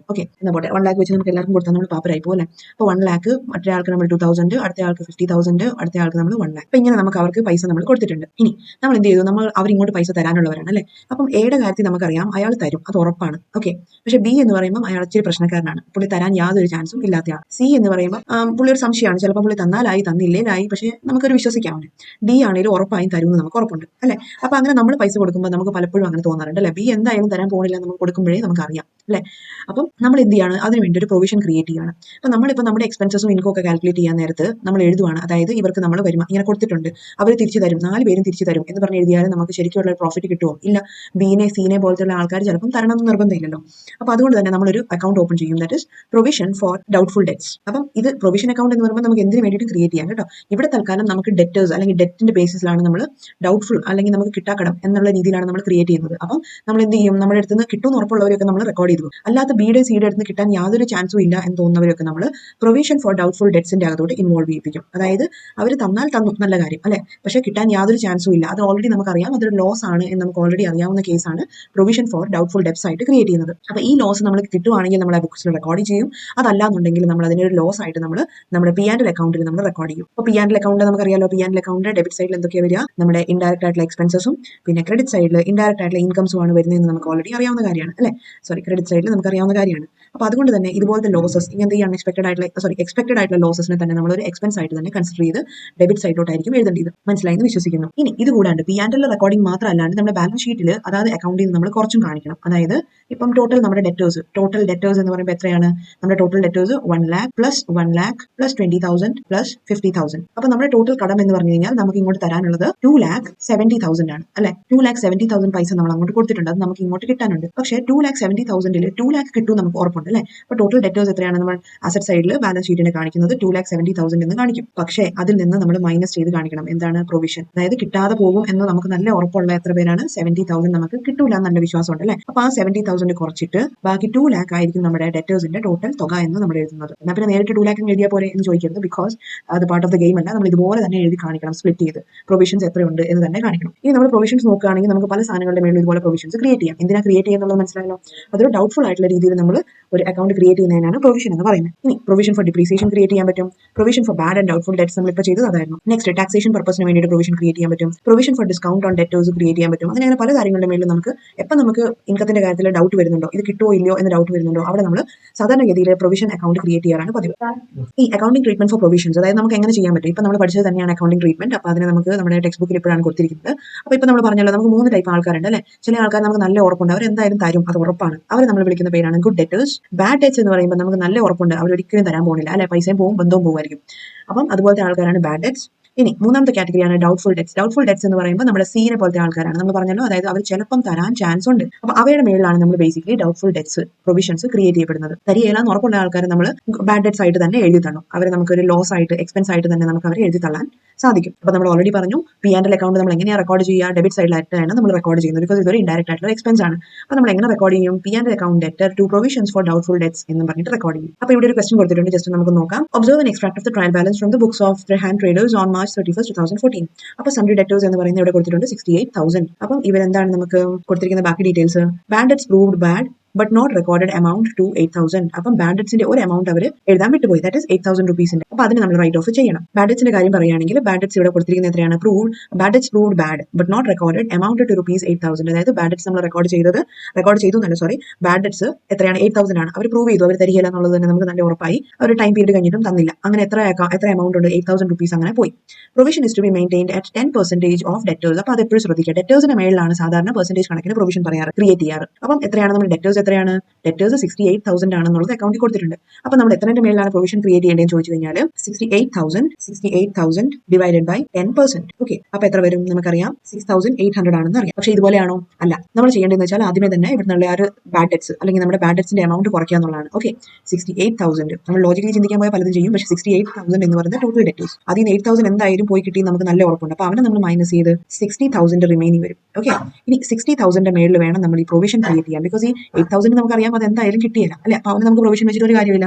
ബാക്കി 60,000 മേളിലാണ് നമുക്കൊരു പ്രതീക്ഷയുള്ളത് അല്ലെ. 60,000ന്റെ 10% എന്ന് പറയുമ്പോൾ 6,000 എന്ന് നമുക്ക് പറയാൻ പറ്റും. അപ്പോൾ ഈ 6,000 ആണ് നമുക്ക് പ്രൊവിഷൻ ആയിട്ട് നമ്മൾ ക്രിയേറ്റ് ചെയ്യുന്നത്. അപ്പോൾ ഇതിന്റെ എൻട്രീസ് നോക്കുക. ബാഡ് ഡെറ്റ്സ് അക്കൗണ്ട് ഡെറ്റഡ് ടു സൺഡ്രി ഡെറ്റേഴ്സ്, ബാഡ് ഡെറ്റ്സിനെ റൈറ്റ് ഓഫ് ചെയ്യുന്ന എൻട്രി ആണ്. ഇനി പ്രൊവിഷൻ P&L അക്കൗണ്ട് ഡെറ്റഡ് ടു ബാഡ് ഡെറ്റ്സ് എന്ന് പറയുമ്പോഴത്തേക്കും നമ്മുടെ ബാഡ് ഡെറ്റ്സിനെ P&L അക്കൗണ്ടിൽ ഡെബിറ്റ് ചെയ്യുന്ന എൻട്രി ആണ്. ഇനി അടുത്തത് പ്രൊവിഷൻ ക്രിയേറ്റ് ചെയ്യാണ് 6,000 ഉള്ളത്. അപ്പോൾ മൂന്ന് പർപ്പസിന് വേണ്ടിയിട്ടാണ്. അപ്പോൾ അത് വ്യക്തമായിട്ട് മനസ്സിലാക്കുക. അപ്പോൾ ഇത്രയും കാര്യങ്ങളാണ് ബേസിക്കലി നമുക്ക് പ്രൊവിഷൻസിന്റെ കാര്യത്തിലും പഠിക്കാനുള്ളത്. ഇനി അടുത്തൊരു പോയിന്റ് ആണ് റിസർവ്സ്. ഇത് നമ്മൾ മനസ്സിലാക്കേണ്ടത് റിസർവ്സ് എന്ന് വെച്ചാൽ എന്താണ്? റിസർവ്സ് എന്ന് വെച്ചാൽ ബേസിക്കലി നമ്മളിപ്പോൾ ജസ്റ്റ് ഒരു എക്സാമ്പിൾ ആലോചിച്ച് കഴിഞ്ഞാൽ അറിയാം. വണ്ടിയുടെ ഒക്കെ ഒരു എക്സാമ്പിൾ നമ്മൾ ആലോചിക്കുക. നമ്മൾ വണ്ടി ഓടിക്കുന്നവരൊക്കെ ആണെങ്കിൽ അറിയാം, വണ്ടി റിസർവിൽ പോകുക എന്ന് പറയുമ്പോൾ കേട്ടിട്ടുണ്ടല്ലോ അല്ലേ. അപ്പോൾ ഒരു വണ്ടി റിസർവിൽ പോകുക എന്ന് പറയുമ്പോൾ എന്താണ്? നമുക്ക് ആവശ്യമുള്ള ഒരു പെട്രോൾ അല്ലെങ്കിൽ നമ്മൾ ഒരു പെർട്ടിക്കുലർ എമൗണ്ട് ഓഫ് പെട്രോൾ കാണും. നമുക്കറിയാം നമ്മൾ ഫുൾ ടാങ്ക് അടിക്കുക എന്ന് പറയുമ്പോൾ എന്താണ്? ഫുൾ ടാങ്ക് നമ്മൾ പെട്രോൾ അടിച്ചു അല്ലേ. ഫുൾ ടാങ്ക് നമ്മൾ പെട്രോൾ അടിച്ചു കഴിഞ്ഞിട്ട് നമ്മൾ യാത്ര ചെയ്തുകൊണ്ടിരിക്കുകയാണ്. ഇനി യാത്ര ചെയ്തുകൊണ്ടിരിക്കുമ്പോൾ നമുക്ക് ഒരു കുഴപ്പമില്ല. പക്ഷെ ഒരു ലിമിറ്റ് വരെ അല്ലെ, ഒരു ലിമിറ്റ് കഴിഞ്ഞ് കഴിഞ്ഞാൽ അതെന്തായി മാറും? ഈ ഫുൾ ടാങ്കിൽ നിന്ന് കുറച്ച് ഒരു പെട്രോൾ അവർ റിസർവ് ആക്കി വെക്കും അല്ലെ. കുറച്ച് പെട്രോളിന്റെ ലിമിറ്റ് വരെ എന്താണ്? റിസർവ് എന്ന് പറഞ്ഞൊരു ഓപ്ഷൻ വരും. അപ്പം റിസർവിലാണ്, വണ്ടി റിസർവിലാണ് എന്ന് പറഞ്ഞാൽ എന്താണ് അർത്ഥം? ഇനി പെട്രോൾ വലിയ കാര്യമായിട്ടൊന്നും ഇല്ല, ഒത്തിരി ദൂരം പോകാമെന്ന് വിചാരിക്കേണ്ട, പെട്ടെന്ന് തന്നെ എമർജൻസി സിറ്റുവേഷൻ ആണ്, പെട്ടെന്ന് തന്നെ അടുത്ത പെട്രോൾ പമ്പ് കണ്ടെത്തിക്കോ എന്നുള്ളതാണ് റിസർവ് കൊണ്ട് ഉദ്ദേശിക്കുന്നത് അല്ലെ. അപ്പോൾ നമ്മുടെ അടുത്ത റിസർവ് കൊണ്ട് ഉദ്ദേശിക്കുന്നത് എന്താണ്? നമ്മുടെ വണ്ടി അല്ലെങ്കിൽ ഒന്നും ഇങ്ങോട്ട് പോകുന്നൊന്നുമില്ല. പക്ഷെ നമ്മുടെ ബിസിനസ്സിൽ എപ്പോഴും നമ്മളൊരു പ്രോഫിറ്റ് ഉണ്ടാവുന്നു. ആ പ്രോഫിറ്റ് നമ്മൾ മുഴുവനോടെ വീതിച്ചങ്ങോട്ട് കൊടുക്കുന്നു. ഇങ്ങനെ കൊടുത്തുകൊണ്ട് എന്ത് സംഭവിക്കും? നമ്മുടെ ബിസിനസ്സിൽ വരുന്ന എന്തെങ്കിലും ഫ്യൂച്ചറിൽ വരാവുന്ന നീഡ്സ്, എക്സ്പെൻസസ് ഒക്കെ ഉണ്ടെങ്കിൽ അതിനെ മീറ്റ് ചെയ്യാൻ നമ്മുടെ അടുത്ത് പൈസ ഇല്ലാണ്ടാവും. അപ്പോൾ നമ്മുടെ ബിസിനസ്സിന് വേണ്ടിയിട്ട് നമ്മൾ എന്ത് ചെയ്യേണ്ടി വരും? പ്രോഫിറ്റ്സിൽ നിന്ന്, അതായത് പ്രോഫിറ്റ്സ് ഉള്ള കാലത്തിൽ നിന്ന് നമ്മൾ ചെറിയ പോർഷൻ ഓഫ് പ്രോഫിറ്റ്സ് നമ്മൾ മാറ്റിവെക്കും. എന്തിനാണ്? ആസ് എ റിസർവ് ആയിട്ട് നമ്മൾ മാറ്റിവെക്കും. അപ്പം നമുക്ക് തന്നെ അർഹിക്കുന്ന പ്രോഫിറ്റ്സ് ആണ്. പക്ഷെ നമ്മൾ എല്ലാ വർഷത്തിലും ഇതിങ്ങനെ മാറ്റി വെക്കുമ്പോഴത്തേക്കും നമ്മുടെ ബിസിനസ്സിന് എന്തെങ്കിലും എക്സ്പെൻസസോ അൺഎക്സ്പെക്ടഡ് ആയിട്ടുള്ള ലോസസ് ഉണ്ടായി കഴിഞ്ഞാൽ അതിനെ നമുക്ക് ഈ റിസർവ് കൊണ്ട് എടുത്ത് പരിഹരിക്കാൻ പറ്റും. അതാണ് basically reserves and surpluses create ചെയ്യുന്നതിന്റെ പിന്നിലുള്ള ലോജിക്. ഇനി ഈ റിസർവ് എന്ന് പറയുന്നത് ആർക്ക് ഡിസർവ് ചെയ്യുന്നതാണ്? ഇത് ബേസിക്കലി നമുക്കറിയാം പ്രോഫിറ്റ്സിനെ കുറയ്ക്കുന്ന ഒരു ഐറ്റമാണ് റിസർവ് എന്ന് നമുക്ക് പറയാൻ പറ്റും. പ്രോഫിറ്റ്സിനെ കുറച്ച് കാണിക്കുന്ന ഒരു ഐറ്റമാണ് റിസർവ്.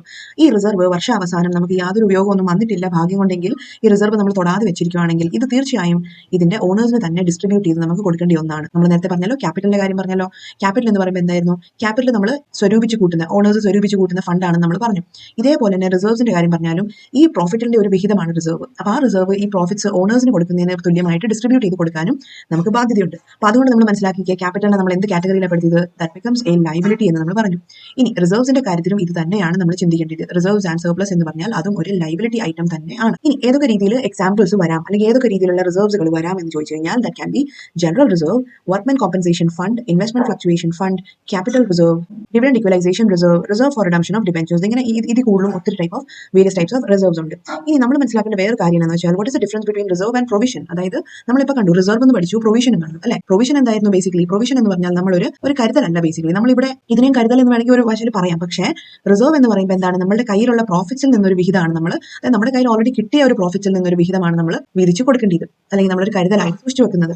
ബട്ട് പ്രൊവിഷൻ എന്ന് പറയുമ്പോൾ എന്താണ്? അത് നമുക്ക് ഇതുവരെ കയ്യിൽ കിട്ടിയിട്ടില്ല. നമ്മുടെ ഡെറ്റേഴ്സ് തന്നു എന്നുള്ളത് അല്ലെ. അതിന് വേണ്ടി നമുക്ക് തരാനും തരാതിരിക്കാനും ഉള്ള ചാൻസ് ഉണ്ട് എന്നുള്ളതാണ് ഡെറ്റേഴ്സ് അല്ലെങ്കിൽ പ്രൊവിഷനുമായിട്ട് നമ്മൾ ബന്ധപ്പെട്ട് പഠിക്കേണ്ട കാര്യം. വേറെ റിസർവ് എന്ന് പറയുമ്പോൾ എന്താണ്? അത് ഓൾറെഡി ഫിക്സ്ഡ് ആണ്, നമുക്ക് ഓൾറെഡി അറിയാം. ബിക്കോസ് നമ്മൾ ഓൾറെഡി കയ്യിലുണ്ട്, അതിന് വീതിച്ചു കൊടുത്താൽ മാത്രം മതി ഓണേഴ്സിന്. അപ്പോൾ നമ്മുടെ ടെക്സ്റ്റ് ബുക്കിൽ നോക്കുകയാണെങ്കിൽ ഇവിടെ ഒരു ബേസിസ് കോളം പിന്നെ പ്രൊവിഷനും റിസർവും തമ്മിലുള്ള ഡിഫറൻസസ് ഒക്കെ കൊടുത്തിട്ടുണ്ട്. ഇതൊക്കെ വായിച്ച് നോക്കുക. മെയിൻ ആയിട്ടുള്ള കാര്യങ്ങളൊക്കെ നമ്മൾ ഓൾറെഡി പഠിച്ചിട്ടുണ്ട് റിസർവ്സുമായിട്ട് ബന്ധപ്പെട്ട്. ഇനി what are the various types of reserves എന്ന് നോക്കാം. അതായത് റിസർവ്സിന്റെയും പല ടൈപ്പ് ഓഫ് കാറ്റഗറീസ് ഉണ്ട്. അങ്ങനെ നമുക്ക് കാറ്റഗറൈസ് ചെയ്യാനാണെങ്കിൽ ടൈപ്സ് ഓഫ് റിസർവ്സ് എന്ന് പറഞ്ഞു കഴിഞ്ഞാൽ അവിടെ രണ്ടായിട്ടാണ് ക്ലാസിഫൈ ചെയ്യുന്നത്. First one is general reserve, രണ്ടാമതാണ് സ്പെസിഫിക് റിസർവ്. ഇനി ജനറൽ റിസർവ് എന്താണെന്ന് ചോദിച്ചു കഴിഞ്ഞാൽ നമ്മുടെ ആ പേരിൽ തന്നെയുണ്ട് ജനറൽ എന്ന് പറഞ്ഞാൽ നമുക്ക് ഇതിനൊരു സ്പെസിഫിക് പർപ്പസ് ഇല്ല. ഈ റിസർവിന് ഒരു സ്പെസിഫിക് പർപ്പസ് ഇല്ല.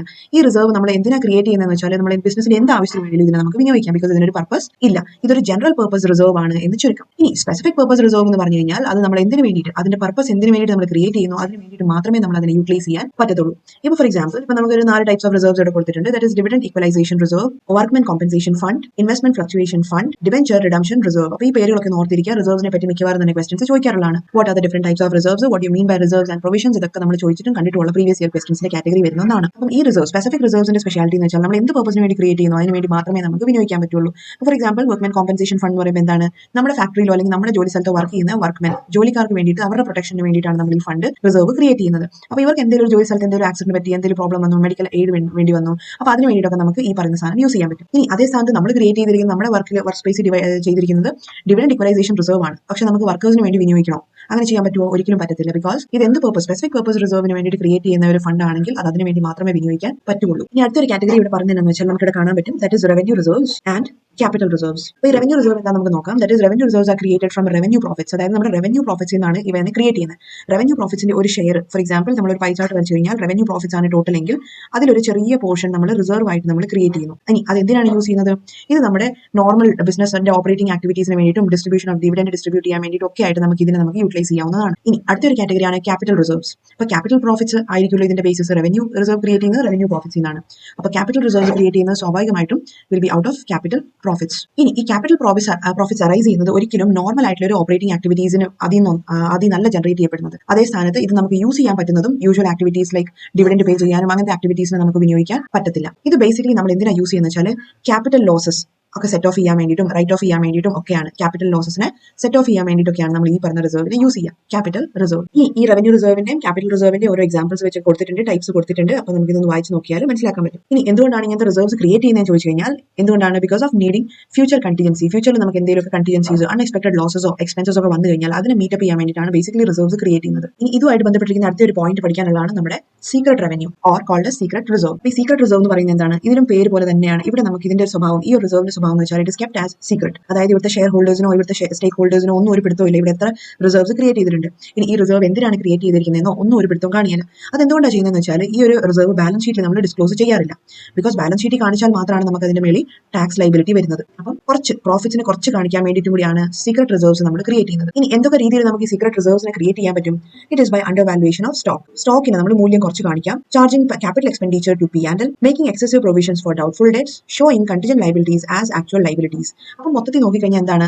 നമ്മുടെ ബാധ്യതകൾ കൂട്ടി കാണിക്കുന്ന ഒരു സ്വഭാവമാണ് സീക്രട്ട് റിസർവ്സിനുള്ളത് എന്ന് മനസ്സിലാക്കുക. ബിക്കോസ് ലൈബിലിറ്റീസ് കൂട്ടി കാണിച്ചാൽ മാത്രമാണ് നമ്മുടെ ടാക്സ് പോയിന്റ് ഓഫ് വ്യൂവിലൊക്കെ നമുക്ക് കുറച്ച് ഇളവ് കിട്ടുന്നത്. അപ്പം എന്ത് കാരണം കൊണ്ടായിരിക്കും സ്റ്റേക്ക് ഹോൾഡേഴ്സ് അറിയുന്നില്ല, ഷെയർ ഹോൾഡേഴ്സ് ആണെങ്കിലും സ്റ്റേക്ക് ഹോൾഡേഴ്സ് ആണെങ്കിലും ഇവർ ഈ റിസർവിനെ പറ്റി അറിയുന്നില്ല എന്നുള്ളതാണ് സീക്രട്ട് റിസർവ്സിന്റെ സ്പെഷ്യാലിറ്റി. ഇനി എന്ന് വിചാരിച്ചുകൊണ്ട് നമ്മുടെ മുഴുവൻ പ്രോഫിറ്റ്സിനെയും ഒക്കെ നമുക്ക് അങ്ങനെ കാണിച്ചാലോ ടാക്സ് കട്ട് ചെയ്യാൻ വേണ്ടിയിട്ട്? അങ്ങനെ നടക്കുകയില്ല അല്ലെ? ബിക്കോസ് ഇത് എന്തിനാന്ന് വെച്ചാൽ അപ്പോൾ സം ലിമിറ്റ് ഇത് ഓക്കെ ആണെന്നാണ് പറയുന്നത്. അപ്പോൾ സം ലിമിറ്റ് നമുക്ക് ഇതുപോലത്തെ സീക്രട്ട് റിസർവ്സ് ഒക്കെ ക്രിയേറ്റ് ചെയ്ത് നമ്മുടെ പ്രോഫിറ്റ്സിനെ കുറച്ച് കാണിക്കാൻ പറ്റും. Because of competition from other firms. മറ്റ് ഫേംസിൽ നിന്ന് നമ്മുടെ കോമ്പറ്റീഷൻ തടയാൻ വേണ്ടിയിട്ടൊക്കെ നമുക്ക് ചെയ്യുന്ന ഓരോ സ്ട്രാറ്റജീസ് ആണ്. അപ്പോൾ ഇതോടെ നമ്മുടെ ഈ ഒരു ചാപ്റ്റർ തീരാണ്. ഇവിടെ പഠിച്ചത് നല്ല ഇമ്പോർട്ടന്റ് ആയിട്ടുള്ള കാര്യങ്ങളായിരുന്നു. അതായത് നമ്മുടെ ഡിപ്രീസിയേഷനെ പറ്റി പഠിച്ചു, നമ്മൾ എങ്ങനെയൊക്കെ ഡിപ്രീസിയേഷൻ ചാർജ് ചെയ്യാം ആൻഡ് എന്തിനാണ് ബേസിക്കലി ചാർജ് ചെയ്യുന്നതെന്ന് പഠിച്ചു, മെത്തേഡ്സ് പഠിച്ചു, ഹൗ ടു റെക്കോർഡ് പഠിച്ചു, പിന്നെ various factors like provisions and reserves പഠിച്ചു, ടൈപ്സ് പഠിച്ചു, സീക്രട്ട് റിസർവ് പഠിച്ചു. അപ്പം ഇതൊക്കെയായിരുന്നു ഈ ഒരു ചാപ്റ്ററിൽ മെയിൻ ആയിട്ടും പഠിക്കേണ്ട കുറച്ച് ഇമ്പോർട്ടന്റ് ആയിട്ടുള്ള കാര്യങ്ങൾ. അപ്പം ലാസ്റ്റിൽ നല്ല ഇമ്പോർട്ടന്റ് ആയിട്ടുള്ള ക്വസ്റ്റൻസ് ഇട്ടേക്കാം, വർക്ക്ഔട്ട് ചെയ്യാം. Thank you.